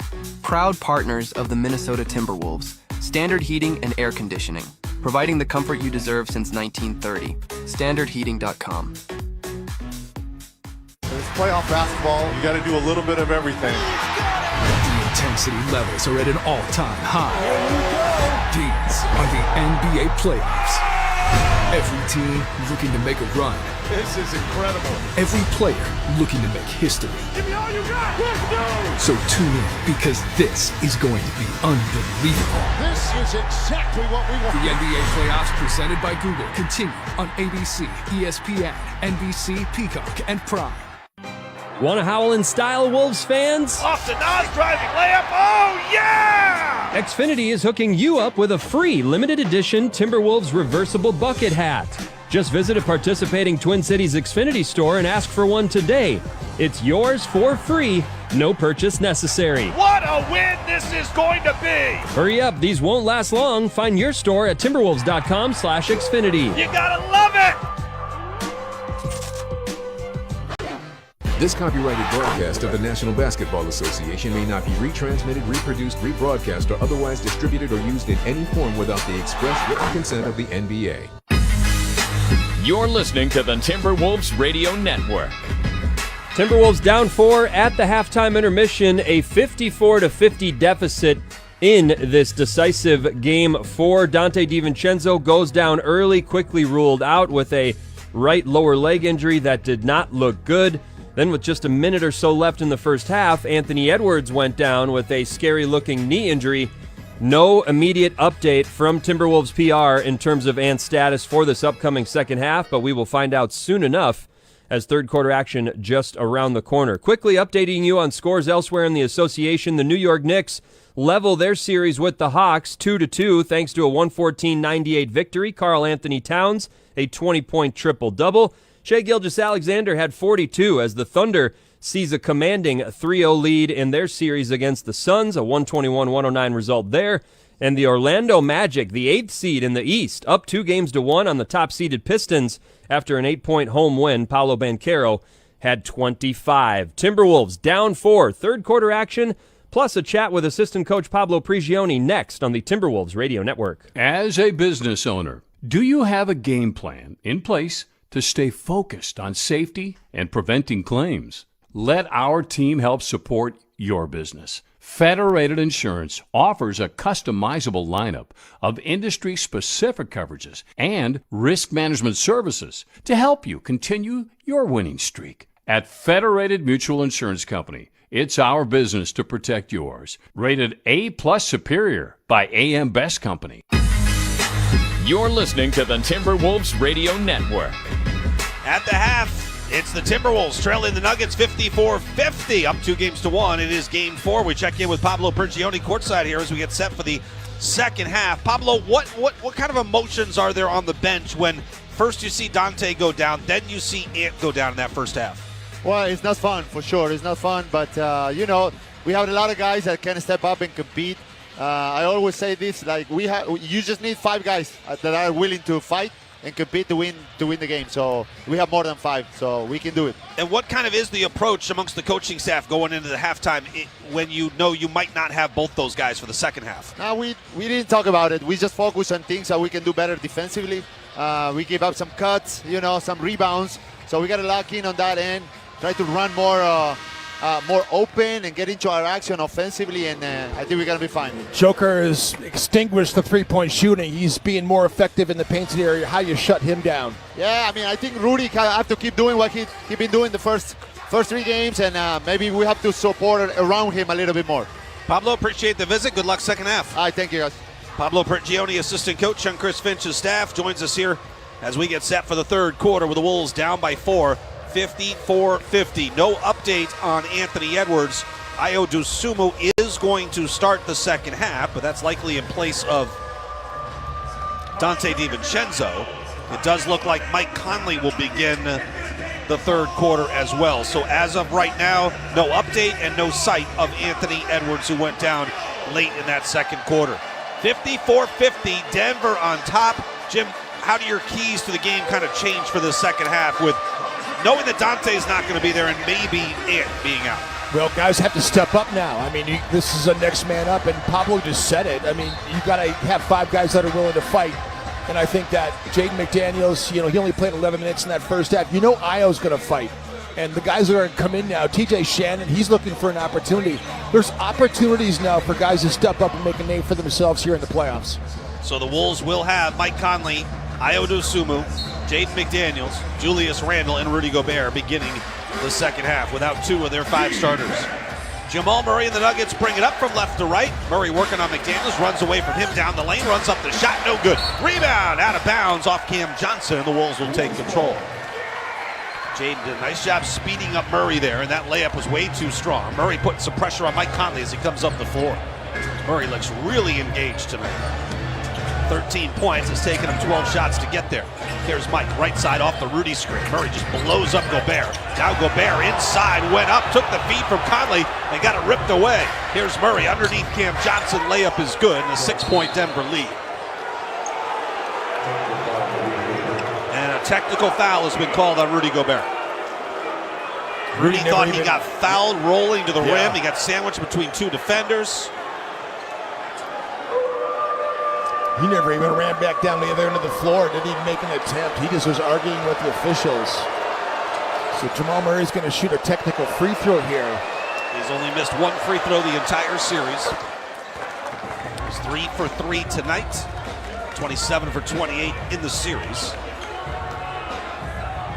Denver now with a 10-2 edge in fast break points. They've been the ones who've been able to push the pace.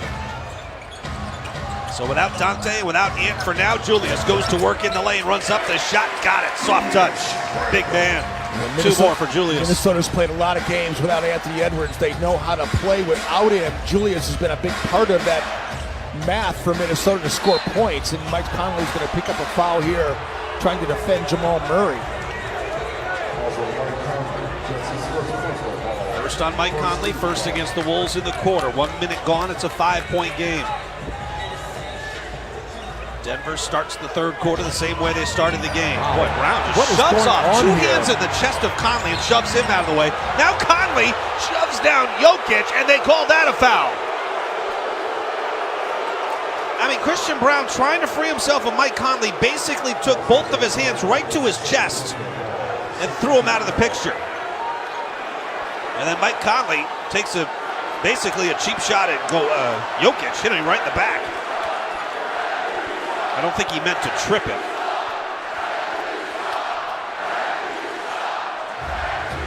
It doesn't take much to push Jokic to the ground when he gets chipped like that. He's looking to sell the contact. Murray backs it out. He's got Jaden McDaniels on him. Runs to the left off a Jokic screen.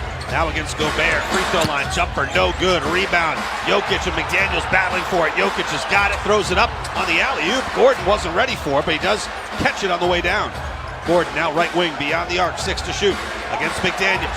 Crossover, Gordon left hand, back to the right hand, sidesteps to his right, fires the jumper and hits it from 18. The Denver bench is fired up. That's a big time shot by Aaron Gordon, who's just 4 for 11 at his return. 59-52, Conley off the Gobert screen, floats it up with the right hand and hits it. Mike is back. 59-54. If he's going to be out there, they need him to score. He's got to be aggressive and look to shoot the basketball. His 112th career playoff game. Mike Conley has made it a 5-point game. Jokic isolated against Gobert, left side, settles for the mid-range jumper and strokes it. That's what I was more expecting, more of those diagonal up screens, that wedge action to get him into a post-up on both sides of the floor. They've done it a lot in this game. Completely different from how he's played in the first 3. Randle penetrates into the paint, fades on the jumper, and hits it from 10 feet out. Both offenses finding their rhythm here in the last couple of minutes. 61-56, Denver by 5. Murray on the run, into the paint, stops, rises, and hits the layup. Well, it's a war of words out there, too. Both teams barking at one another. Here's Ayo Dosunmu in the front court, a handoff to Randle. Julius against Gordon. Takes him on in the lane, runs up the shot, and hits it. So Julius catching fire here in the third. He's up to 9 points. He had just 3 at halftime. Back to a 5-point game. Denver now shooting 50% from the field. Murray's got a run to the cup, the reverse layup. He missed it. But he didn't need to do that. He Why did he go the dipsy-do route? He could have just straight up laid it up. He's trying to make the Sports Center highlight. Here's Ayo in the paint. He gets fouled by Christian Brown. It's about time. Mark Davis makes the call. Christian Brown he's fouled at least twice where it was blatant shoving that he's been doing and not been called for it. Ayo to the free throw line for 2. Fans, there's nothing quite like being a Timberwolves member. Whether you're in for 10 games, 20, or every single home game all season, you'll save big, get special access to playoff tickets, and catch every OMG moment from Anthony Edwards. Explore the membership experience at Timberwolves.com/memberships. That's Timberwolves.com/memberships.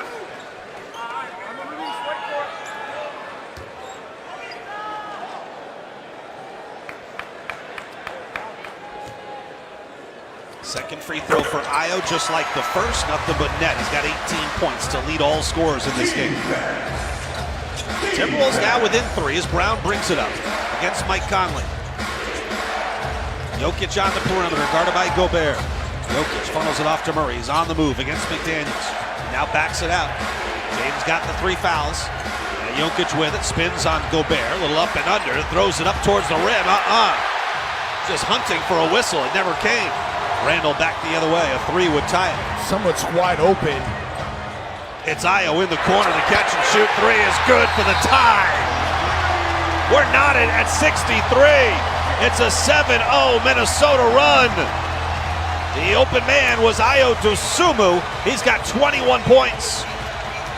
Timeout Denver. 8:29 left to go in the third. We're tied at 63 here in Game 4 on the Minnesota Timberwolves Radio Network. The trees are back, Wolves fans. Celebrate the return of one of the Timberwolves' most iconic looks with fresh gear. Midcourt, into the front court, and tracks it down. He's alone to the rim. Look out below. Elevate and detonate. From the tree-trimmed collar jersey to fresh classic edition apparel and accessories, the Timberwolves team store, a Fanatics experience, has everything you need to rep the trees. 13-7 and Target Center is rocking and rolling. Shop the new classic edition collection now at shop.timberwolves.com. Looking for reliable heating and cooling solutions? At Hoffman Cooling and Heating, we keep your home comfortable all year round. With summer heat right around the corner, now's the perfect time for our $59 AC performance check, ensuring your system is running efficiently when you need it most. Have an emergency? Our expert technicians are on call 24/7, ready to assist Twin Cities residents. Call us today at 612-255-5883 or visit hoffmanheating.net. Hoffman Cooling and Heating. Your comfort is our priority. What's the difference between banks and a credit union like Wings? One word: ownership. Banks are owned by shareholders, so profits go to shareholders. At Wings, you own it, literally. So profits are reinvested in your financial experience in the form of member-exclusive rates, robust digital services, and locations throughout Minnesota. No one likes switching, but it's time to stop missing out on the benefits of financial ownership. Visit wingcu.com/own it. Insured by NCUA. Membership required. Wolves fans, this is playoff basketball. Every move matters, so why leave your fit to chance? And Trade Home Shoes, our in-store real fit experience, helps take the guesswork out of comfort. How? 3D foot scan, personalized fitting, expert advice just for you. With top brands like New Balance, Hoka, On, Birkenstock, Rival, and more, Trade Home Shoes' real fit experience makes all the difference when every game and every step matters. Trade Home Shoes. Enjoy life. Feet first. Jippy talking trash. He talked about getting more physical before this game. We got to show a little more fight. We got to show more fight. We got to be in there. Like I said, you got to sandwich rebound. You got to get into guys. You got to push guys out of bounds. Just be more physical. Those things we saw in film, things we talked about. It's the same thing on offense. You got to be more physical, screen better. So we're going to do that going forward. Well, Christian Brown has backed up his words. He's been more physical. I would argue he should have probably 3 or 4 fouls right now. Yeah. But he does not. Meanwhile, Ayo Dosunmu, 20 or more points in back-to-back games off the bench in the postseason. That's never happened before in Timberwolves franchise history. 25 in Game 3, 21 in Game 4. What a luxury it is. And what a pickup by Tim Conley in the front office to even have him available.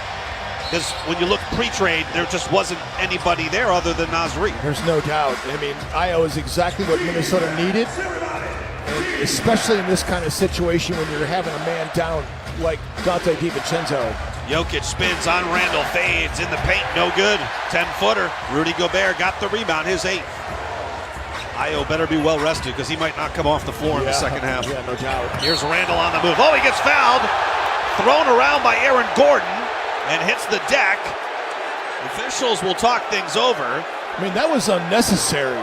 what he just did. He just slings Julius Randle to the floor, grabbed him by the shoulders and pulled him down. That is a flagrant foul. I don't know why they aren't looking at it. He wraps him up, pulls him down to the ground. It's after the whistle. Well, they're not even going to look at it. Not even going to look at it.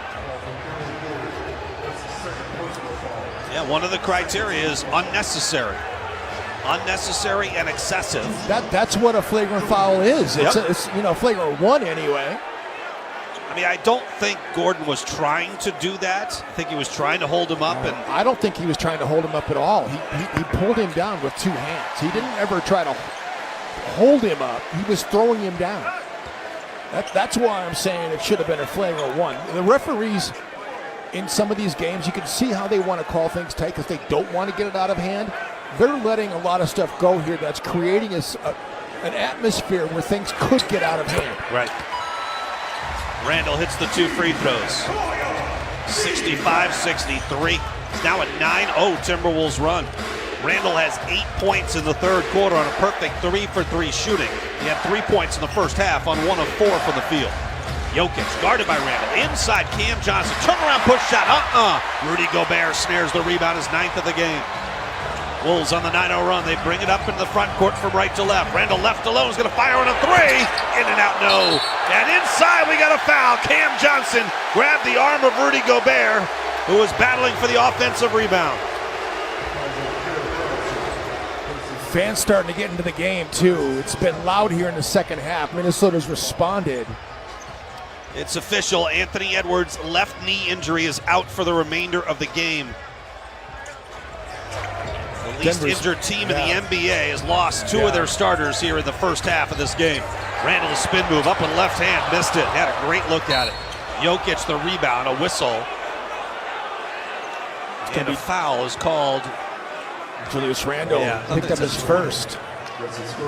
Nobody's really in any foul trouble. I mean, right now Mike Conley has 2 fouls that he picked up here recently, but Jaden McDaniels is the only one with 3. Everybody else has 1 or 0. 65-63, Wolves lead by 2, up 2 games to 1. Here's Murray around a Gordon screen, then a Jokic screen. Into the paint, lost the dribble, got it back along the baseline, right wing. He'll hold, now a step through, scoop to the hoop, missed it. Rebound, Rudy Gobert, he's into double figures with 10. 5 straight misses for Denver. Mike Conley up into the front court, picked up by Brown around the screen. Mike thought about the 3, he sets up Randle up top.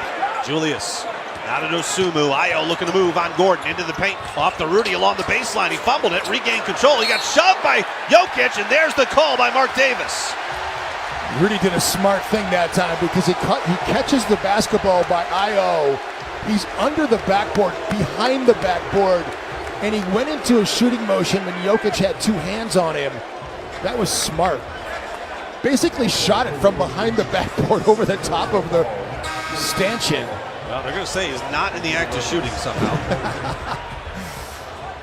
Kind of hard to shoot it from where he was and have a realistic chance, but it's going to be side out for Minnesota anyway. And it'll be a second foul on Nikola Jokic. 4 fouls against the Nuggets here in the third. 3 against the Wolves. Here's Randle quickly at the elbow, drives on Gordon, puts up the shot, no. Jokic the rebound, that he is fouled by Rudy Gobert. So now both teams 4 fouls here in the quarter, 7 to go. All of a sudden a rash of whistles after everything was being let go for most of this game. Timberwolves still on a 9-0 run over the last 2.5 minutes here. Jokic with it. Sets up Hardaway and a cut to the rim. Layup good and a foul. Those back screening actions right there again. Another back screen that forced a switch. Mike was forced to switch on to Aaron Gordon that time, and then the slip that time by Tim Hardaway Jr. So Julius was out of position. Mike was being mauled by Aaron Gordon. You got to figure that out. You got to communicate those back screens.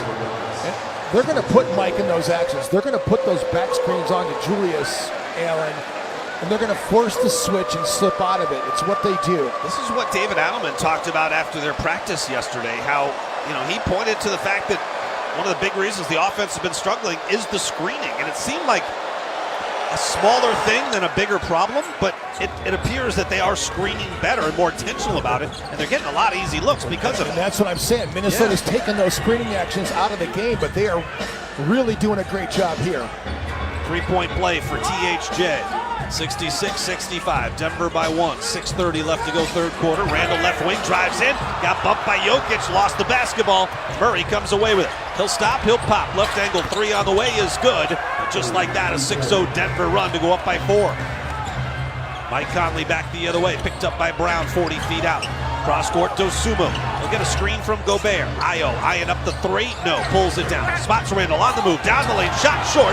Rebound loose in the corner. Randall able to save it off to Gobert. Rudy spins, trying to shuffle it back to Randall. It wasn't there. Jokic has the ball. He got fouled. It's the 15th foul on the Wolves. That's free throws for Nikola Jokic. Was not attempted one here tonight. It is a perfect 19 for 19 here in the postseason. Rudy's not done a great job of handling the basketball here. The pass he just tried to make was probably ill-advised. Julius Randle needs to start finishing more too. Jokic didn't even get fouled. They're showing the replay here. Things kind of not going Minnesota's way. They've got to really settle down. This is where I say the referee's not calling things, and now all of a sudden starting to call. That even adds more to the frustration. Naz Reid checks in. Julius Randle is out.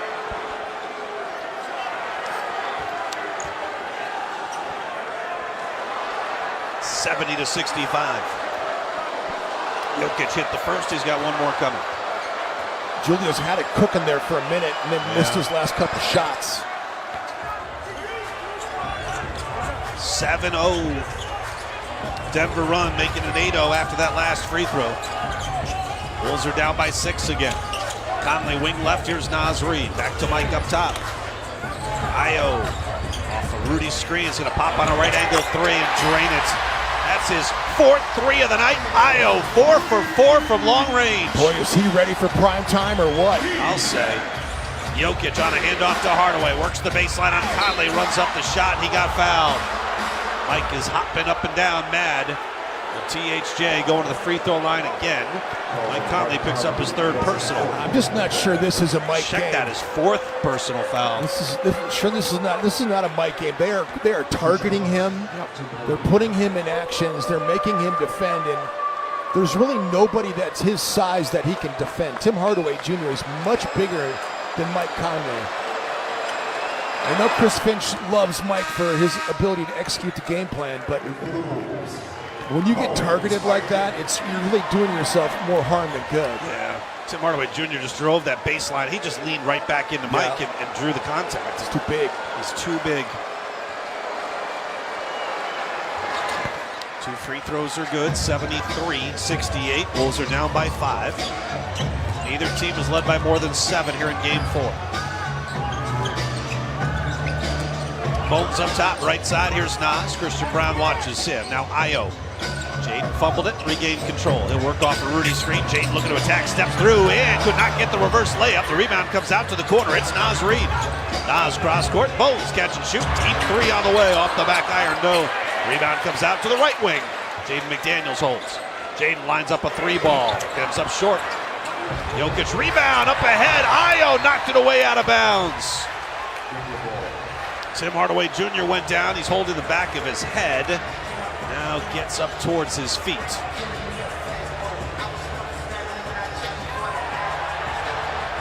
Great play by Ayo Dosunmu to get that out of bounds. Ayo did kind of knock into Hardaway Jr.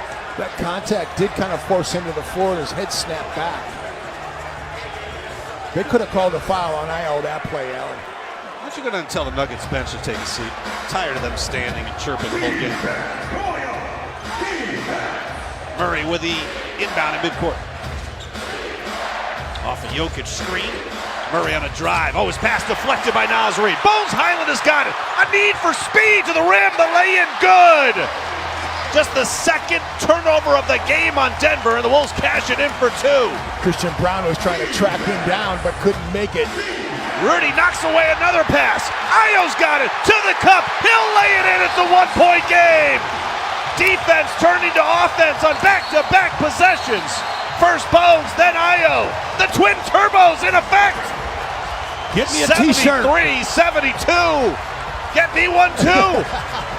Timeout on the floor. Target Center is rocking and rolling on a Saturday night. It's a 1-point game in Game 4 on the Timberwolves Radio Network. You live for this. The wins, the losses, the slam dunks, and the buzzer beaters. The dream that this is your team's year. Hope, it's what keeps you coming back. So you represent with anticipation and with pride. Because when everything's on the line, your support means everything. That's why the NBA Store is here to support you. Check out the largest selection of official NBA gear at NBAstore.com. A Fanatics experience. At U.S. Bank, when they say they're in it with you, they mean it. Not just for the good stuff, the grand openings and celebrations, although those are pretty great, but for all the hard work it took to get there, the fine-tuning of goals, the managing of cash and workflows, and decision-making. They're in to help you through all of it, because together they're proving day in and day out that there is nothing as powerful as the power of us. Visit usbank.com to get started today. Equal housing lender, member FDIC, copyright 2024 U.S. Bank. It's time for another scoreboard update from our NBA Tonight studios. The NBA treating us to a quadruple header on this Saturday. The playoffs officially a week old. And of course, this game you're listening to right now, the only game still in progress. The Oklahoma City Thunder took a 3-0 series lead with a 12-point win in Phoenix. Shai Gilgeous-Alexander had 42, and at least for one game, the Thunder did not really miss Jalen Williams, J-Dub, as he sat out with that hamstring injury. The Pistons fell in Orlando, 113-105, the final score there. So the 8th-seeded Magic have a 2-1 lead. Game 4, Monday night in Orlando. Keep a close eye on that one.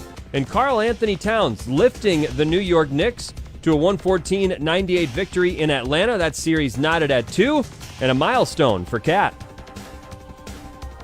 Quick hands of Karl Anthony Towns have had a major impact here in Game 4. Brunson, right point, pick and pop Towns. Top of the key. Left-hand dribble in the lane.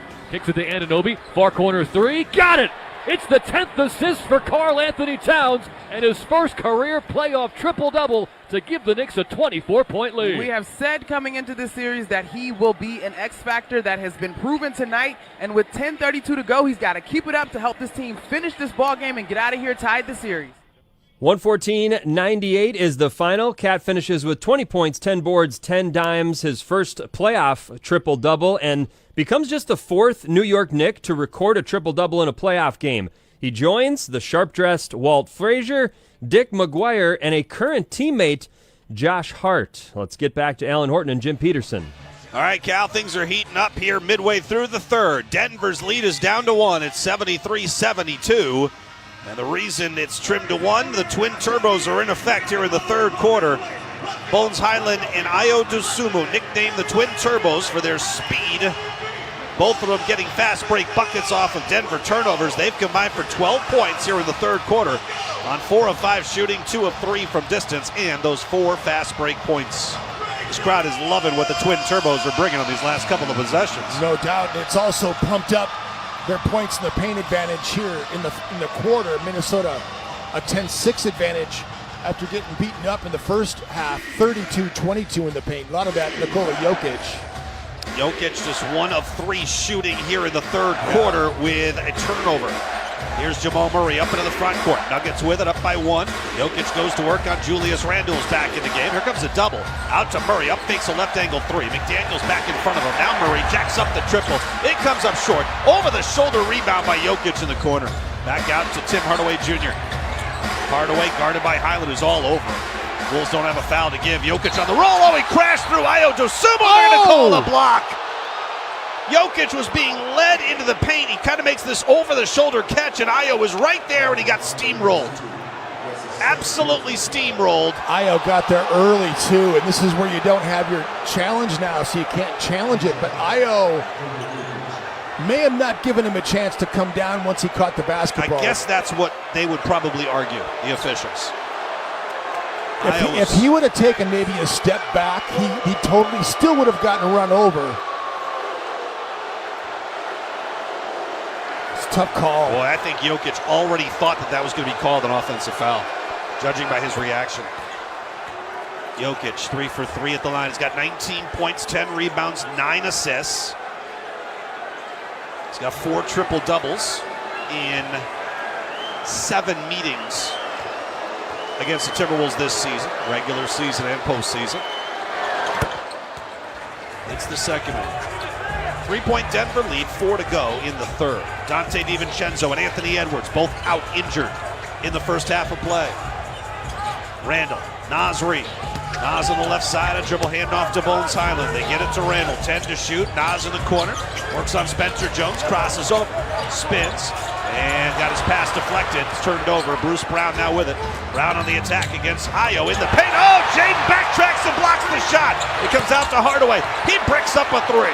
Rebound comes out to almost midcourt. Murray off to Jokic. 10 to shoot. Jokic holds. McDaniels is on him. Off to Hardaway. He'll rise up for the 3. That's no good. The Wolves have the rebound. What a block by McDaniels. My goodness. Here's Jaden at the offensive end. Highland holds. Up top. Randall crosses over on Jokic. Down the lane. Runs it up with the left hand. Count it for 2. Too big, too strong. He got to step on Jokic and just use that frame to shield off the Joker. Inside, Brown turns, rises up over Ayo. Missed the shot. The rebound, Naz Reid's got it. Terrific defense by Ayo Dosunmu without fouling. Ayo crossover around his back. Almost lost it. Got it back. Bones, right side. 3-ball, way offline. Short. An air ball, in fact. Murray now with it. Up ahead, Jokic. Big man dribbling into the paint. Out to Brown. Now Murray with it. 40 feet out. 2:30 left to go in the third. 75-74, Denver by 1. Murray left-handed dribble, left side of the floor, drives to the mid-post. Now the low block, runs it up over Bones, off back iron, no. Julius Randle, the rebound. Murray has missed 12 shots tonight. He's made 7. Randle spins away from Hardaway, steps through on Jokic, kicks out to the corner and throws it right into the crowd. Right to Alex Rodriguez. Well, I think he was expecting Bones to be over there. Yeah. Bones needed to fade more to the corner that time. Julius didn't really have an angle to throw it out to the above the break where Bones was. Did dark mode do us in on that possession? There's Maybe. too much dark in the crowd. You can't see the jersey. Exactly right. It's the whole Jose Alvarado problem. Yeah. Which again, can't seem to get that right. 2:10 left to go, and a foul by Bones Highland. Jokic was leading Brown into the paint towards the rim, and Bones just held him from behind. 2 free throws coming up.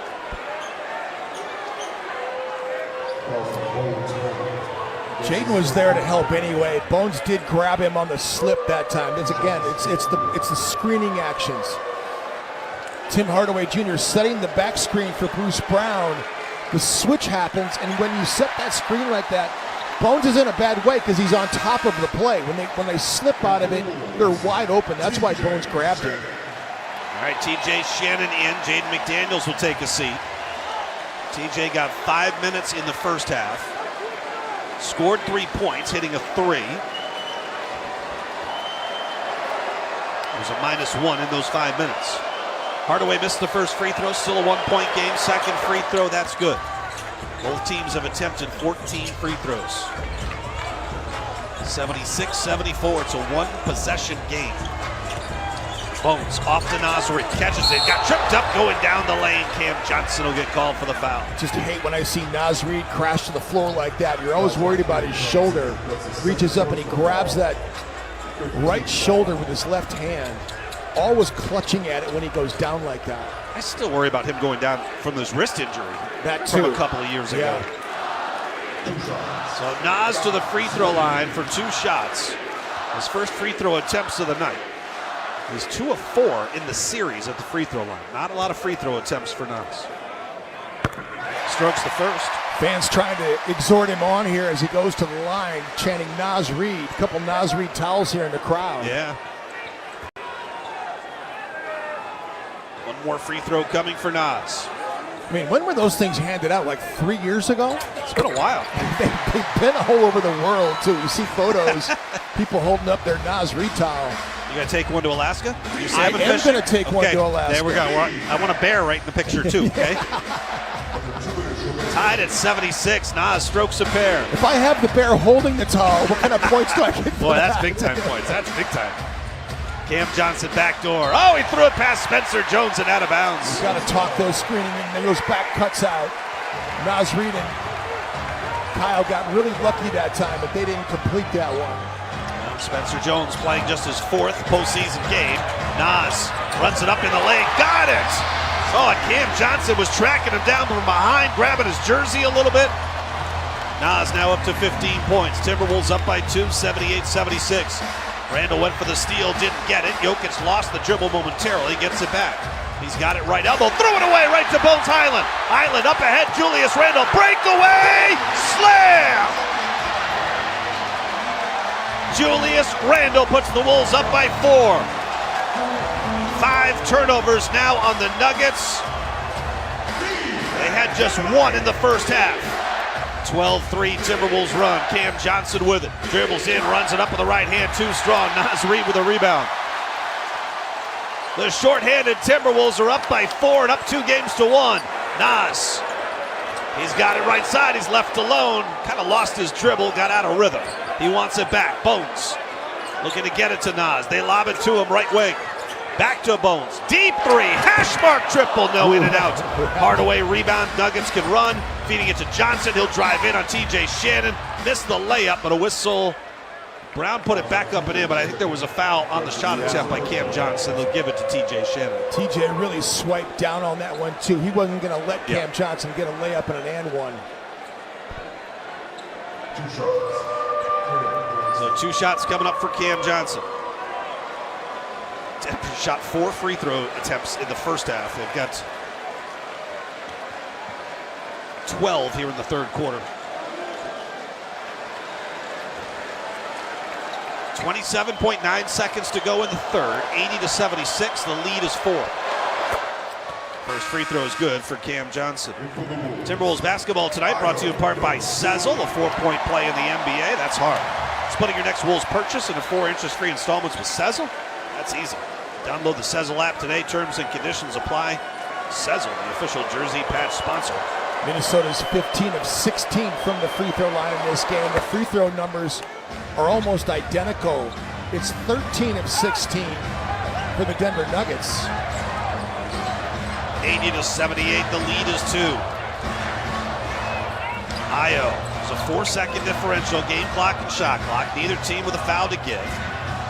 Sumu pounds the dribble up top off a Randall screen. Against Spencer Jones into the paint, lost the ball, whistle and a foul. Against Spencer Jones for reaching in. It'll be free throws coming up for Io Sumu, and he is 6 for 6 at the free throw line tonight. Rudy's going to come back into the game for defensive purposes. Jamal Murray is going to check back in for Denver here to shoot with 7.6 in the quarter.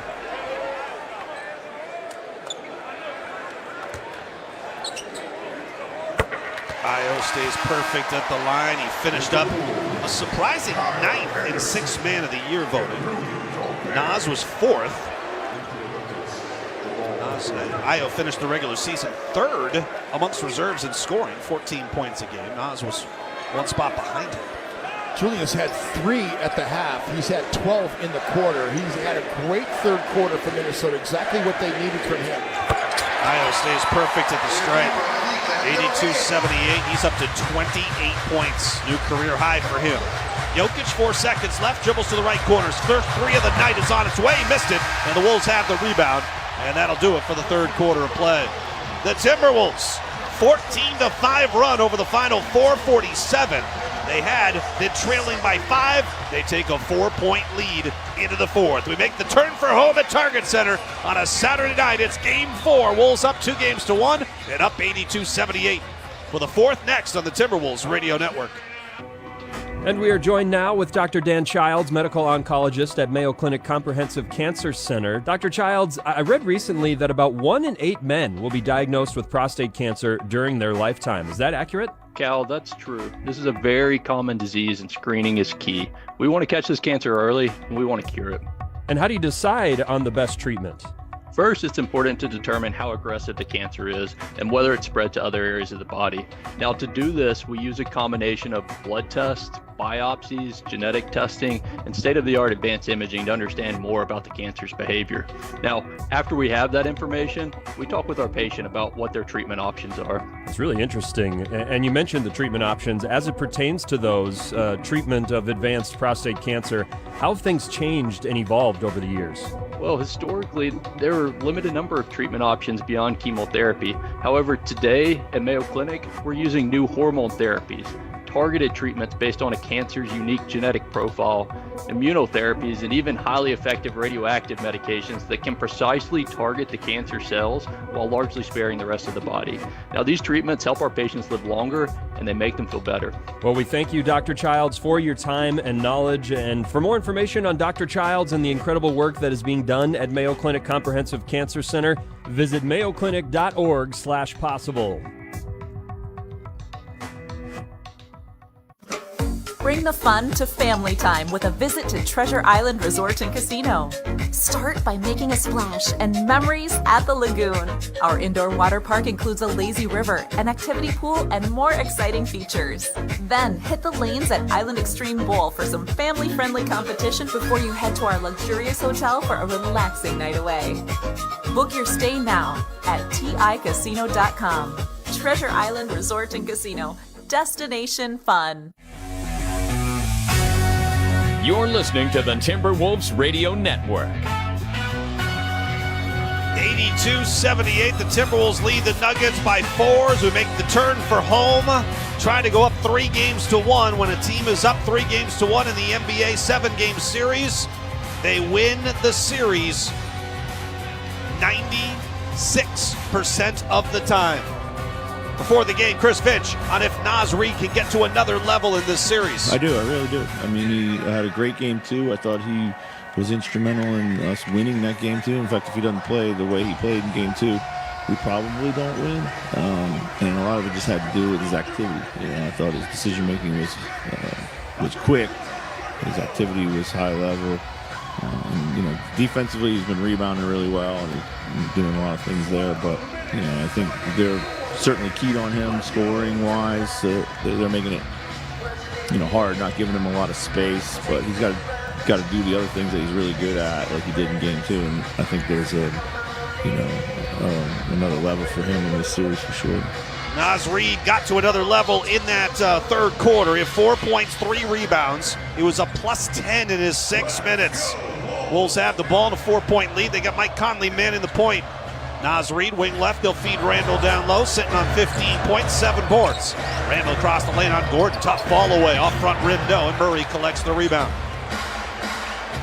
Wolves were a +0 in the non-Jokic minutes in the second quarter. We'll see how they fare here in the fourth. Jokic is on the bench. Here's Hardaway on the move, down the lane, drew some contact, floats up the shot, no call. Here's Naz Reid back the other way. Lowers the shoulder, steps through, took some contact, puts up the shot. It drops in, and Naz Reid is at it again.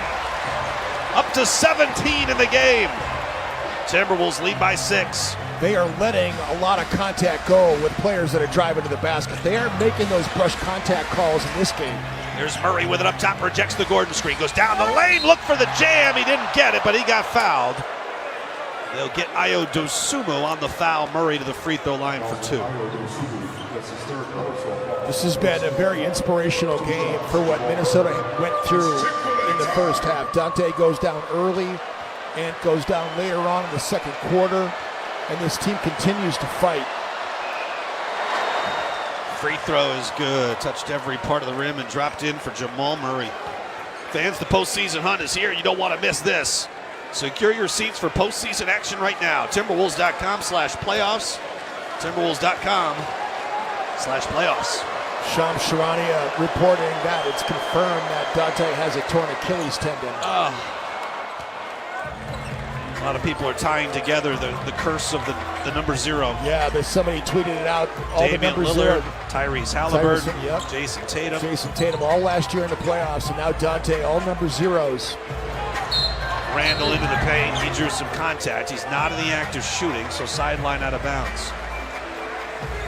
Jamal Murray has struggled in this series, but one place he has not struggled is at the free throw line. He's now 29 for 30. Ayo Dosunmu, Mike Conley, Jaden McDaniels, Naz Reid, and Julius Randle. Conley thought about a three off the screen by Randle, sets up Naz up top. He'll pull up on the triple, in and out, no. Well, he's been online a lot in this game. He's just 1 of 4, but he's had a couple threes rattle in and out.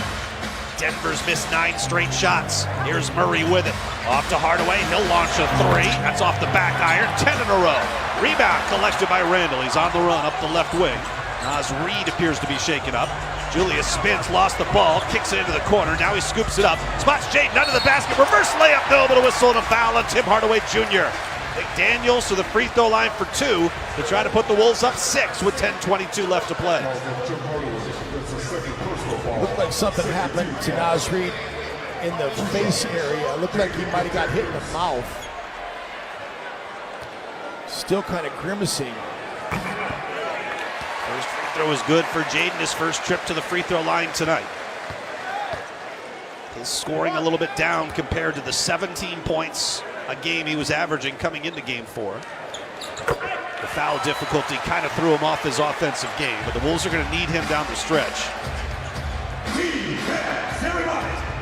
86-80. 6 points for Jaden McDaniels. Here's Murray with it, drifting left off a Hardaway screen, matched up against Mike Conley. Murray still with it, spins to the baseline, runs into a double, splits that, steps through, up to the off glass, and got it for 2. Wow, incredible shot making. Shot creation, I should say. 23 for Jamal Murray, 4-point game. Ayo Dosunmu, now to Randle. Back to Ayo, thought about a deep 3, instead drives on Spencer. Jones throws up a shot, no, it got blocked. Coming off the floor, it's Naz Reid, he scoops it up. Now McDaniels with it, down the lane, double clutched and hit it. 8 points now for Jaden, 4 straight, and the Wolves lead by 6. What a rebound by Naz Reid, who swooped in there to get that second chance for Minnesota. Jokic already at the scorer's table. They try to blitz Jamal Murray. He turns it over at midcourt. Jaden McDaniels off to Ayo. The lay-in good. Boy, there haven't been a lot of Denver turnovers, but the Wolves have capitalized on all 6 of them. 6 Denver miscues, 12 Minnesota points, and an 8-point Wolves lead without Dante and without Ant. 9:16 left to play in the 4th. 90-82 Timberwolves on the Minnesota Timberwolves Radio Network. No matter how you drive it, there's a Ford for you. On the work site or out on the town, F-Series trucks provide power and toughness when you need it most. It's what makes them the best-selling trucks in America for 49 years. When adventure calls, the Bronco family always answers. That's because they're made for the great outdoors. With a flexible interior, the Ford Explorer adapts towards your needs. Visit your local Northland Ford dealers to find the perfect Ford for you. Plus, a great offer to go along with it. Based on 1977 to 2025 CY industry reported total sales. Looking for reliable heating and cooling solutions? At Hoffman Cooling and Heating, we keep your home comfortable all year round. With summer heat right around the corner, now's the perfect time for our $59 AC performance check, ensuring your system is running efficiently when you need it most. Have an emergency? Our expert technicians are on call 24/7, ready to assist Twin Cities residents. Call us today at 612-255-5883 or visit hoffmanheating.net. Hoffman Cooling and Heating. Your comfort is our priority.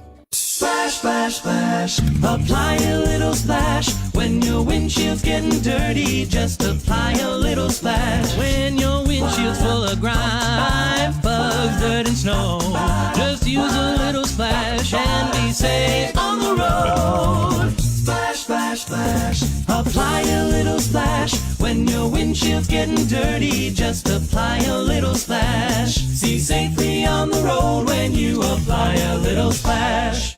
Howell Timberwolves fans, McDonald's and the Wolves are teaming up to bring you the tastiest season ever. When the Wolves hit 11 threes, you score free medium fries with any $2 purchase. Home or away, when the Wolves heat up from beyond the arc, McDonald's has your fries craving covered. Just download the McDonald's app and check it daily for game day deals. Wolves hit 11 threes, fries are free. Only in the McDonald's app. Offer valid one time for 2 days after the Timberwolves score 11 threes through 6/30/26 at participating McDonald's. Excludes tax, must opt into rewards. 31 seconds. Denver's missed 10 of their last 11 shots, including 10 straight until Jamal Murray had a hard-earned bucket just moments ago. But that's a significant, that's not just a 7-2, 10-2 run. Over a 7.5-minute stretch, the Wolves have really found some footing here without Dante and Ant. They really have, and they put a lot of pressure on anybody that's bringing the ball up the floor. They force the turnovers, and you're right. They've really capitalized on the few turnovers that they've made. Mike Conley was a big reason why they turned that last one over. Yeah. Did a great job of pressuring the ball. He came from Murray's blind side.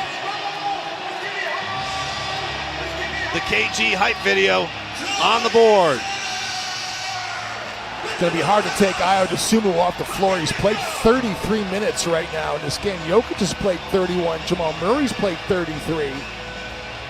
Ayo did come off the floor for 1 minute and 50 seconds at somewhere in the third quarter, likely the end of it. All the aggressiveness by Minnesota's led to a 22-8 advantage in the paint this half too, by the way. Got to keep attacking. Here's Jokic back on the floor with 9:09 left to play in the game. Timberwolves lead by 8. Murray takes the handoff, dribbles in on Gobert, terminates the dribble. Now tries to go up and may have gotten his shot blocked by Gobert. He did. A block for Rudy, his 4th of the series, which have all come in the last 2 games. Here's Conley off the Gobert screen, floats it up right in the lane, it rolls off, and the rebound out of bounds. It's off the Joker, and it'll be Timberwolves basketball.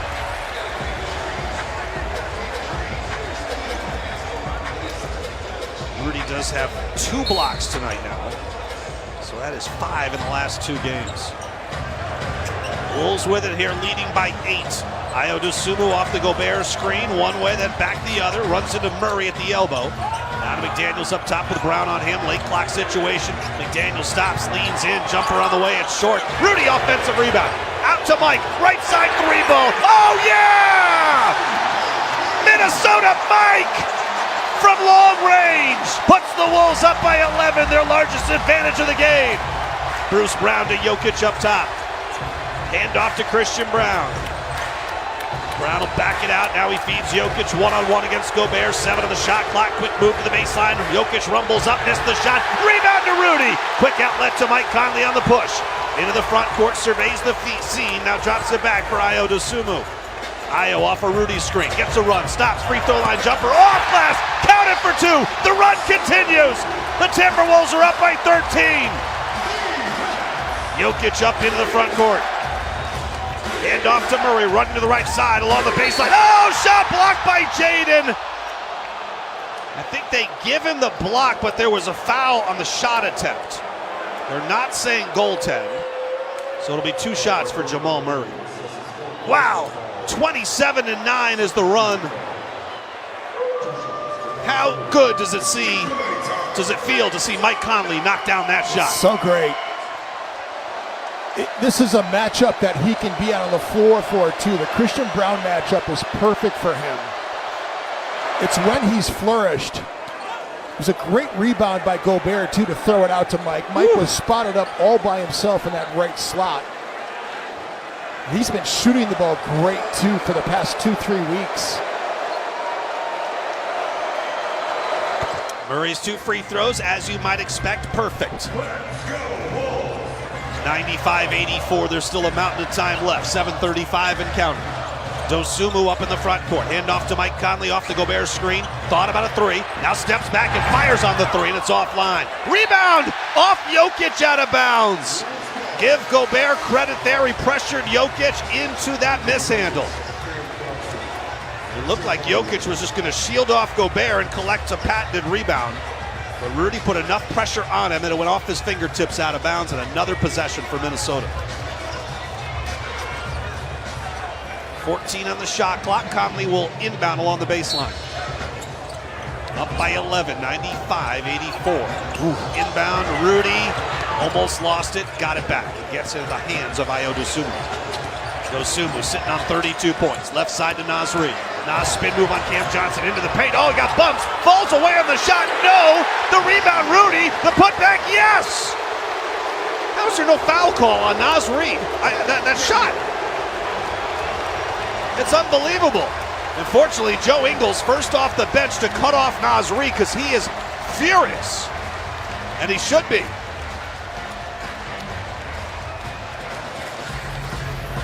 Timeout, 7:10 left to go in the fourth. It's a 13-point Timberwolves lead, 97-84 on the Timberwolves Radio Network.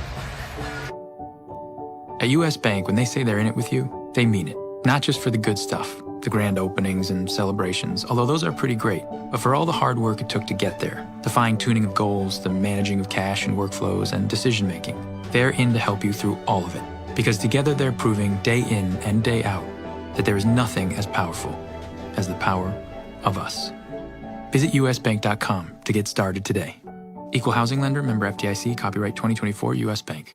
At Target, we're home court advantage for the hometown sports fans. And with the Timberwolves season in full gear, we're here to help you gear up and make your game day prep a slam dunk. Hear that? That's what you call a buzzer-beating three-pointer for the win. Time to dish up your famous nachos or put a full-court press on some jalapeno poppers. Then serve up some sweet desserts to celebrate the W. However you do game day, we're here for it at Target and Target.com.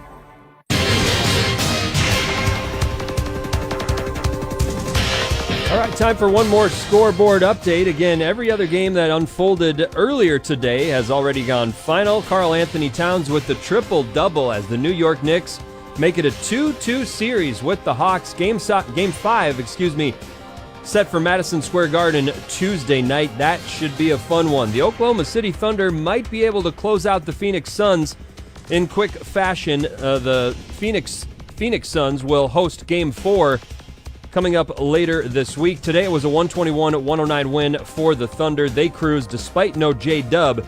Shai Gilgeous-Alexander had 42, and Paolo Banchero and the Magic seizing a 2-1 lead in their best of 7 series with the top-seeded Detroit Pistons after a 113-105 victory today in Orlando. Banchero had the triple-double, just missed the triple-double, 25 points, 12 boards, 9 dimes, and spoke about Orlando not panicking when the Pistons rallied to tie it up late. Yeah, like I said, they made a run to get back in the game. They're a great team. You can't be too flustered when they do that. But when we got in the huddle, once they tied it up, nobody was panicking. Everybody just understood the moment, understood, what had to be done to finish the game off. And I think guys have enough experience to not panic in those moments and to just stay poised, and that's what we did. A game-sealing 9-1 run. Magic have the 2-1 lead in the series. Let's get back to Alan Horton and Jim Peterson. All right, Cal, we're set for an exciting finish here with 7:10 left. Timberwolves up by 13, 97-84. Well, Jim, you just asked the question what the Timberwolves' record is for most points by a player off the bench. It occurred in game number 3 2 nights ago by Ayo Dosunmu, 25 points. He just topped his own record. He's up to 32 here tonight. 32, yeah. First Timberwolves player to ever have 2 20-point games off the bench as well. So Ayo is rewriting the record book here in Minnesota already. He has been oh so important tonight. Denver has possession of the ball from left to right. They have missed 12 of their last 13 shots. The Wolves are outscoring them 29-11 since the third quarter when they were down 5. Jokic with it up top off the Murray screen. Rumbles into the paint, met by Gobert. Layup, no, too strong. Nas soars in for the rebound. Saves it across the baseline, but right to Cam Johnson. Now inside to Christian Brown. He's fouled hard by Ayo Dosunmu. Nas was falling out of bounds, had to make a play. I mean, they're going to give him free throws here, but it's just the third team foul on Minnesota. I thought that Ayo was wrapping him up before he got into his shot motion, but I don't know how you can rule. He's into the shot already. He still was on the floor. His hands are down by his waist. Free throw is good.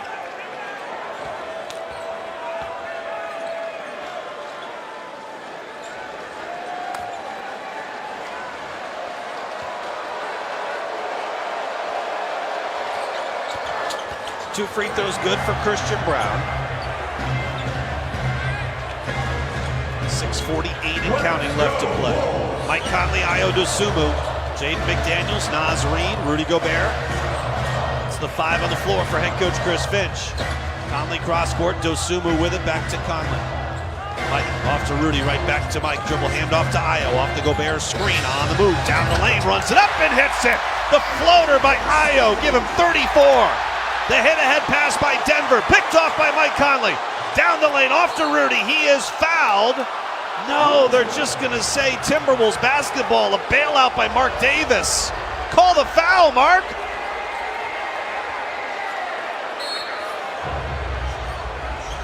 Conley will trigger in along the baseline, 18 to shoot. That's crazy. Inbound, Rudy's gonna pop on a 3, no. Rebound, Jaden McDaniels. Off to Ayo, floater down the lane, too strong off the heel, and Jokic has the rebound. Up ahead, Cam Johnson, nearly knocked away by Conley. Jokic now has it, underneath, Christian Brown. Against Naz Reid, hesitates, rises, missed the shot, but a whistle and a foul. Naz commits his second foul, more free throws coming up for Denver. 13-point Wolves lead with 6:03 left to play. It's straight up 10 o'clock in the Central Time Zone. Let's pause 10 seconds for station identification all across the Minnesota Timberwolves radio network.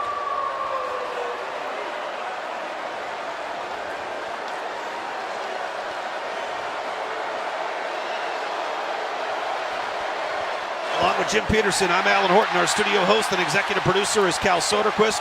Our engineer is Mike Weber. Our statistician is Super Dave Handel, and our studio coordinators Alex Leibold and Ben Haney. Glad you're along with us on KFAN 100.3 FM here in the Twin Cities.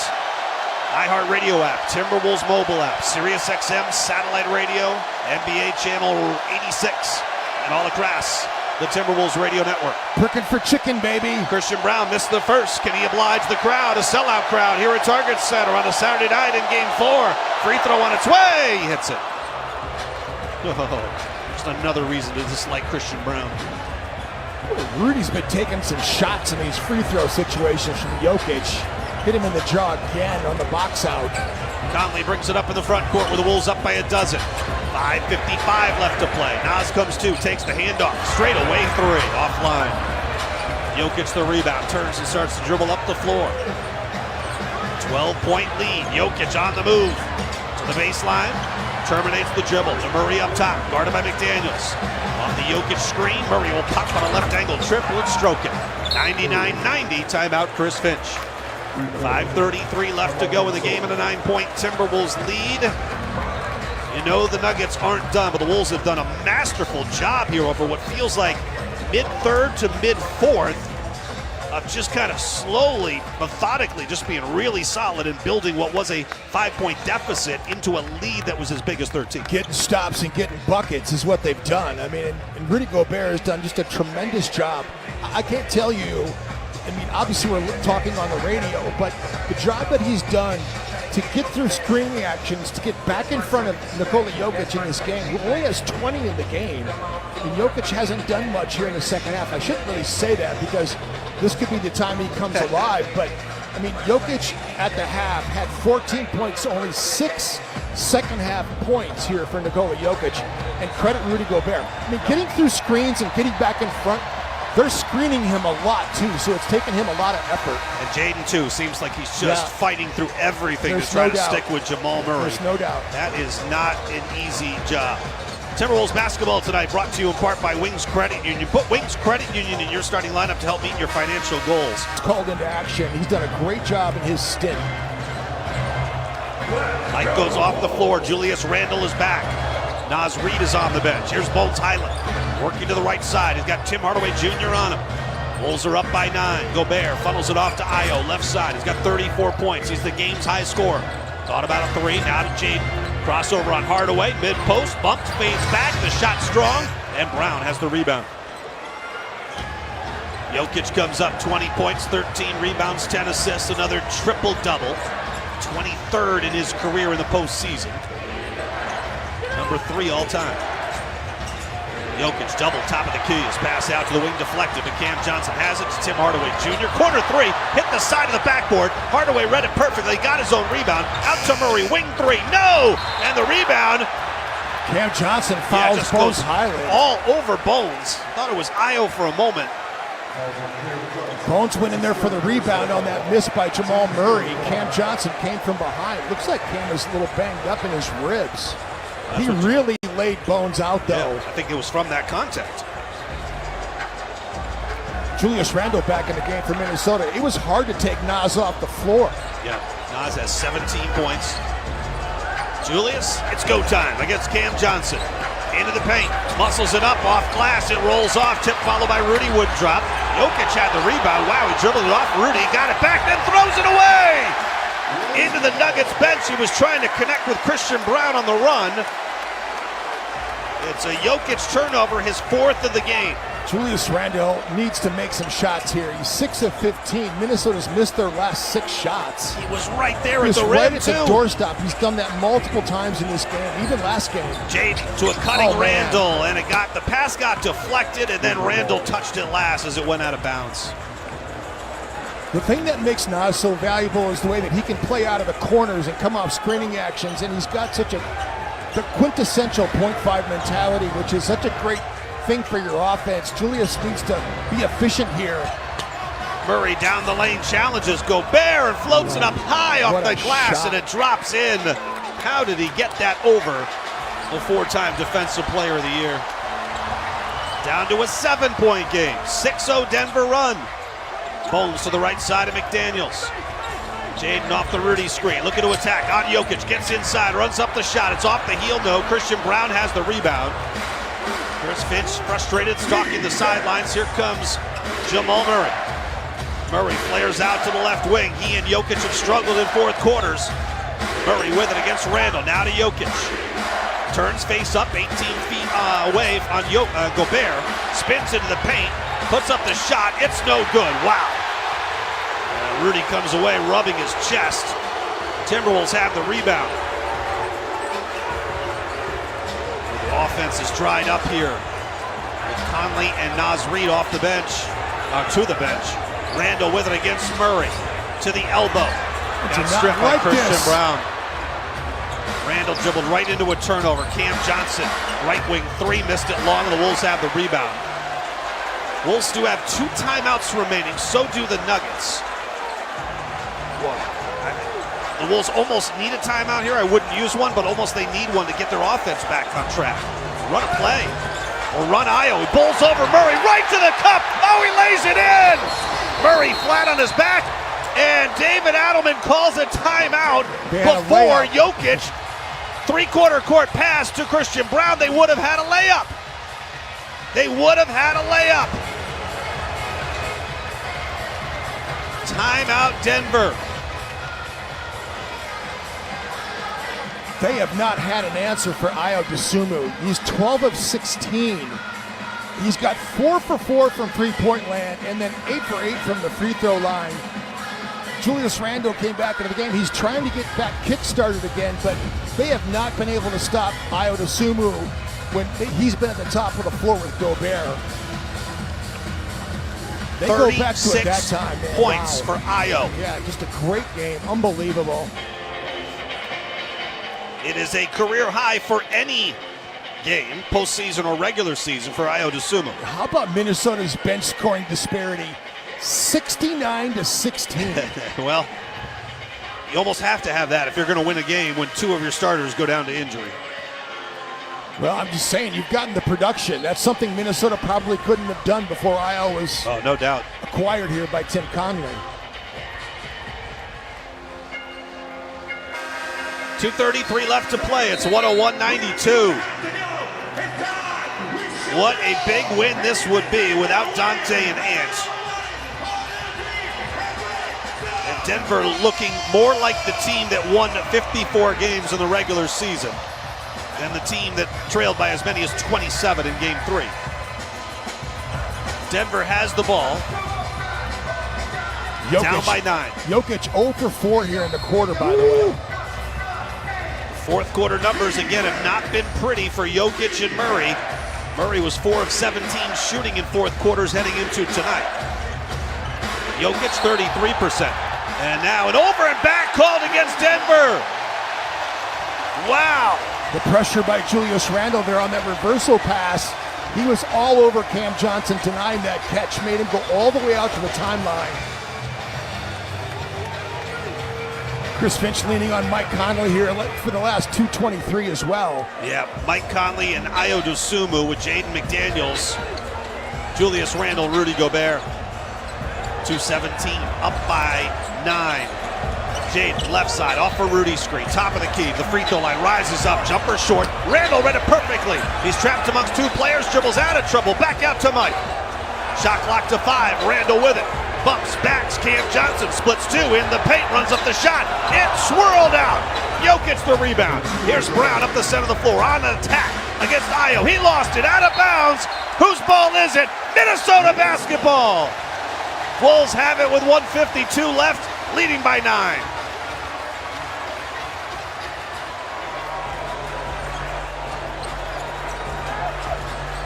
Conley, guarded by Hardaway. At midcourt, here's Ayo Dosunmu.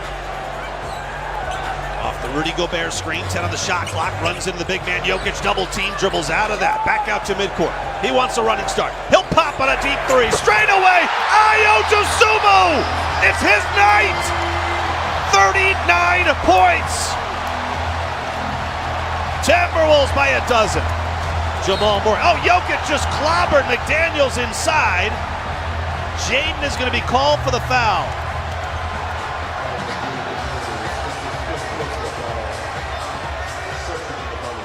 Wow. Ayo, a late clock 3 to stay perfect from deep, 5 for 5. 13 of 17 from the field, 39 points. Minnesota had been 1 of 11, and the one shot they made was the Ayo 2 until that one. So 2 of 12 in the last 12 shots, and both of them by Ayo Dosunmu. Unbelievable night for Ayo Dosunmu. It's been unbelievable 2 games in a row for him. Yeah. I mean, he was 10 of 15 shooting in game in 2. He's 13 of 17 tonight. He's got 23 of his 39 in the second half. Jokic hits the free throw. 104-93. Tim Hardaway Jr. out, Spencer Jones in. We haven't seen Aaron Gordon. I was just going to say about Aaron Gordon. Aaron Gordon. And this team is not as good without Michael Porter, too, by the way. Yeah. It's not been a good trade-off with Cam Johnson. I thought that would be a better deal for them than it turned out to be. Exactly right. So did I. Gordon only played 5 minutes to begin the second half, and we have not seen him since. 104-94, 10-point game. Conley with it, right side Randle. The Wolves want to use some clock here. They want to be smart about things. Mike Conley's got it. Pounded by Bruce Brown. Mike looking to get rid of it now, whistle and a foul. That's away from the play. It's a foul Jokic commits on Rudy Gobert.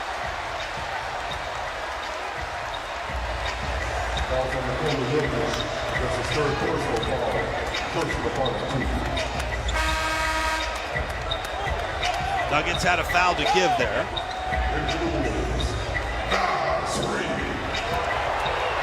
So they're going to get Rudy out of the game so the Nuggets don't foul him when he's in some sort of an action. They get Nas in there. They go into the backcourt to Jaden. 104 left to play. Jaden trapped. He spins, runs into Brown, and there's enough contact to warrant a whistle. Jaden to the free throw line where he's 2 for 2 tonight. Timberwolves basketball tonight brought to you in part by U.S. Bank. Proud to be the official bank of the Timberwolves. We've seen a lot of playoff games over these last 5 years. And I've seen a lot of playoff games going back to the KG era. This one is an all-timer.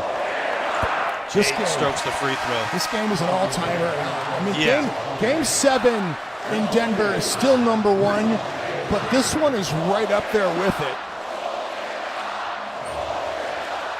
Because of all the circumstances, because too, right? Because of the circumstances. Because of how Dante's happened when Minnesota was up 5-0. It happened right away, and it just killed the energy in the building. And then Ant goes down. And for Ayo and this group to fight like they have has been just an amazing effort by this group. Jamal Murray's walking the dog, but the clock isn't moving. Either one, shot clock or game clock.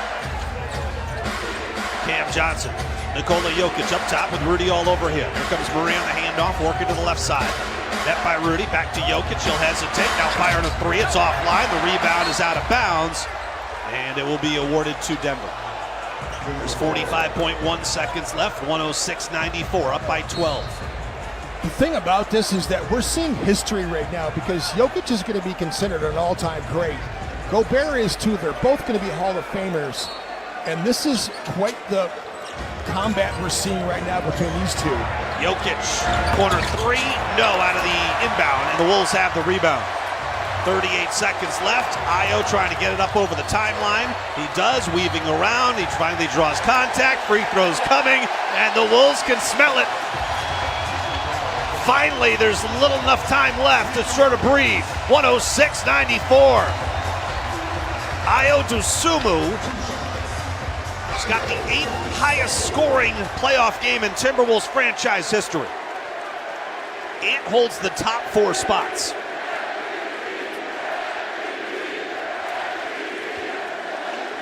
MVP of the game for sure, Ayo Dosunmu. Maybe the MVP of games 2 and 3. I don't know. Maybe the series? Rudy Gobert right now has held Nikola Jokic to 1 of 10 field goals in the second half. He's got 6 points. Wow.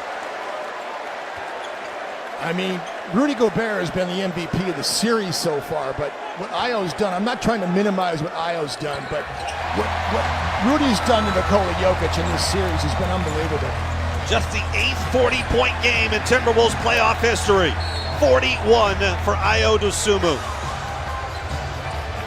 He's now tied for the 4th highest scoring playoff game in franchise history. It's Anthony Edwards 44, Anthony Edwards 43, Anthony Edwards 43, Anthony Edwards 41, and Ayo Dosunmu 41. Jokic at the free throw line for 2. 108-95. Game 5 coming up Monday in Denver. The times of that game will be determined later tonight. 2 free throws are good, and a timeout for Chris Finch. And it will be a 9:30 Central Time start. I mean, you didn't think it would be an early game, right? We kind of this series has always been destined for late night prime time. 108-96. Chris Finch going to use the timeout so the Wolves can inbound in the front court and take 0 chances. You know, I can almost hear Chris Finch say when he's going to be asked about Dante going down, Ant going down. I can hear the words, "We have enough." Like he believes in his roster. This is not going to be an excuse for his team. We've got enough. And they proved it in this game. I mean, that's with Denver playing, I thought, as well as they played since game 1. And for the Wolves to be without 2 of their starters, I mean, just an incredible. Well, let me just say that Minnesota was playing without Anthony Edwards. They've been playing without him. And even in this series, they were winning games when Ant hasn't been at his best. You mentioned Rudy's defense on Nikola Jokic. Coming in, Rudy defending Jokic held him to 34% in the first 3 games. Those numbers are only going to get better. And we've seen Jokic put up incredible, mind-boggling numbers against the Wolves recently and against Rudy Gobert. Can you explain why? 61-point game. Yeah, and another 56-point triple-double and a 60-point triple-double. But why Rudy's been at a different level here in the postseason? I feel like Jokic isn't 100% either. And by the way, he's been on 9 assists for a long time too, by the way. I thought for sure he was going to get his triple-double. Well, I said he had a triple-double because it said 10 at one point. He took one away. He took one away. Good. Yeah. Take a few more. Kyle Anderson will trigger in with Conley, Dosunmu, McDaniels, and Randall.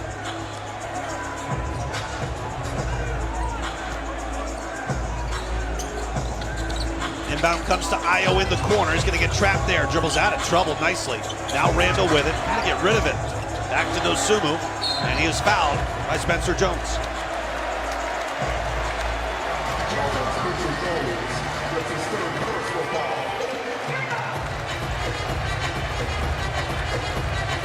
Ayo Dosunmu over the last 2 games. 23 of 32 shooting. 5 for 5 tonight, 0 for 3 in game 3. That's still 5 for 8. And his free throw shooting, 11 for 11 tonight. He's just not going to miss, is he? 16 for 17 over the last 2 games. Whew. Minnesota didn't foul in this game either. Only 28 attempts. it feels really low. They've been fouling here down the end a little bit more, but Io stays perfect. 12 of 12 for Io to with 43. 43 points in the postseason is tied for the second highest playoff game ever in franchise history. Murray misses a 3. Conley's got the rebound. Wolves get it across the timeline. Jaden McDaniels, he will lay it up and in with 1.3 left.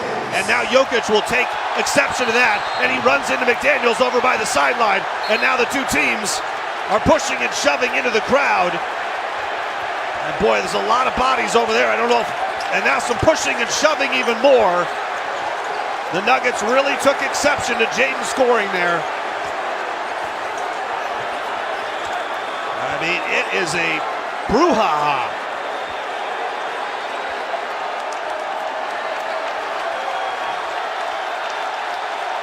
.3 seconds left.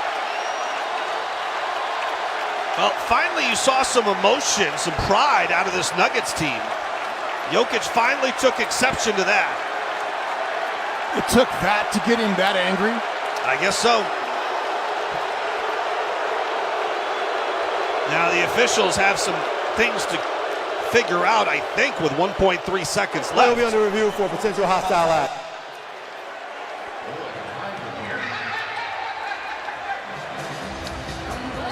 Thank goodness for James Flight White. He came off the bench and stopped Christian Brown from getting what he had bad intentions too. I mean, did you see James come out there? I did not see him. There's so many bodies that came off the Wolves bench. I hope no players came off the bench there. Jokic just bodied up on McDaniels, pushed him right off the floor. Gobert is in there. Kyle Anderson grabbing and clutching. You're right, Christian Brown is right there. James White got yeah, Jokic there he off is. You're there. right. And then Brown was upset. Holy cow! Look at Jaden's face. Boy, Christian Brown was furious. Jokic came all the way down from the other end of the floor to engage Jaden McDaniels too. Jaden laid it up in the half court. He was the only player in the half court when the ball went down. Upon review, it has been determined that both Jokic and Randall will be ejected for their unsportsmanlike conduct after the made basket. So Jokic and Julius Randle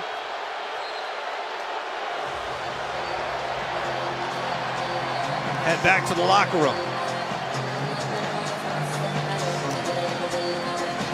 Well, if we couldn't stoke the flames any further, Jaden McDaniels just found a way.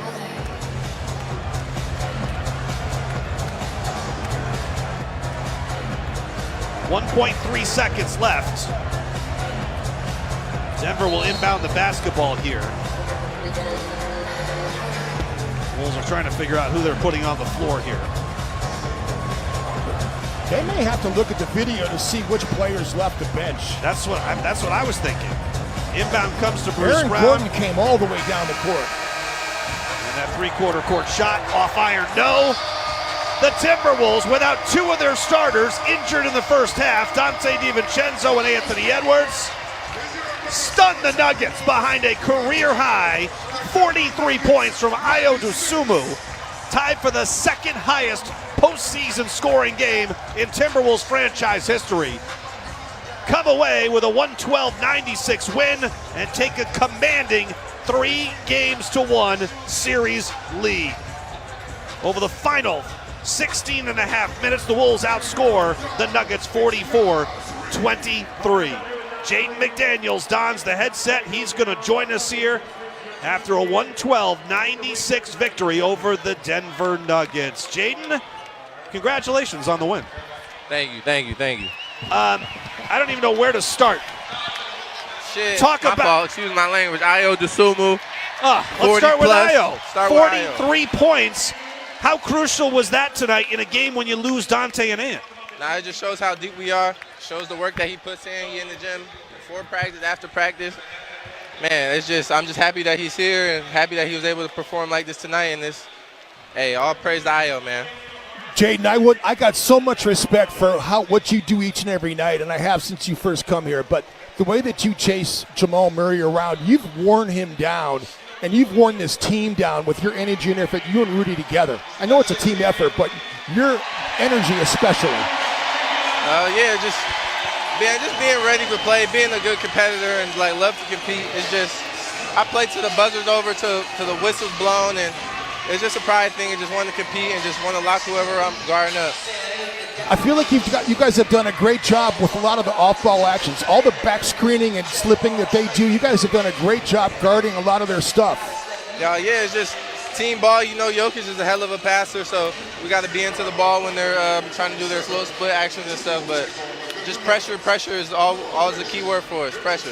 Jaden, a lot of fans wondered how you guys would come out and play, how the Nuggets would come out and play after your comments after Game 2.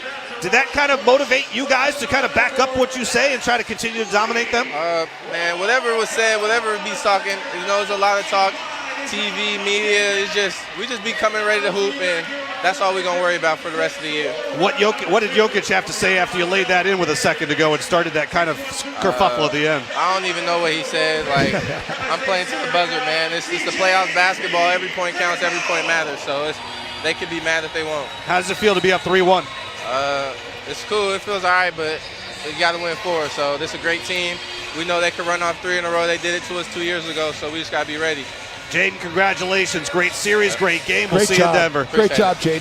Jaden McDaniels along with us here. What a win for the Wolves in Game 4 without Dante, without Ant. Post-game show gets underway next. You're going to hear from Chris Finch.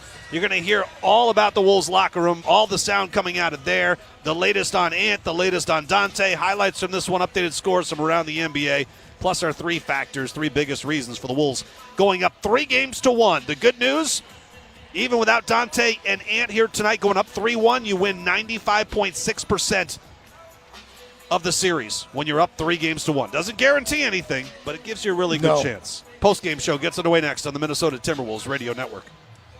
As a business owner, you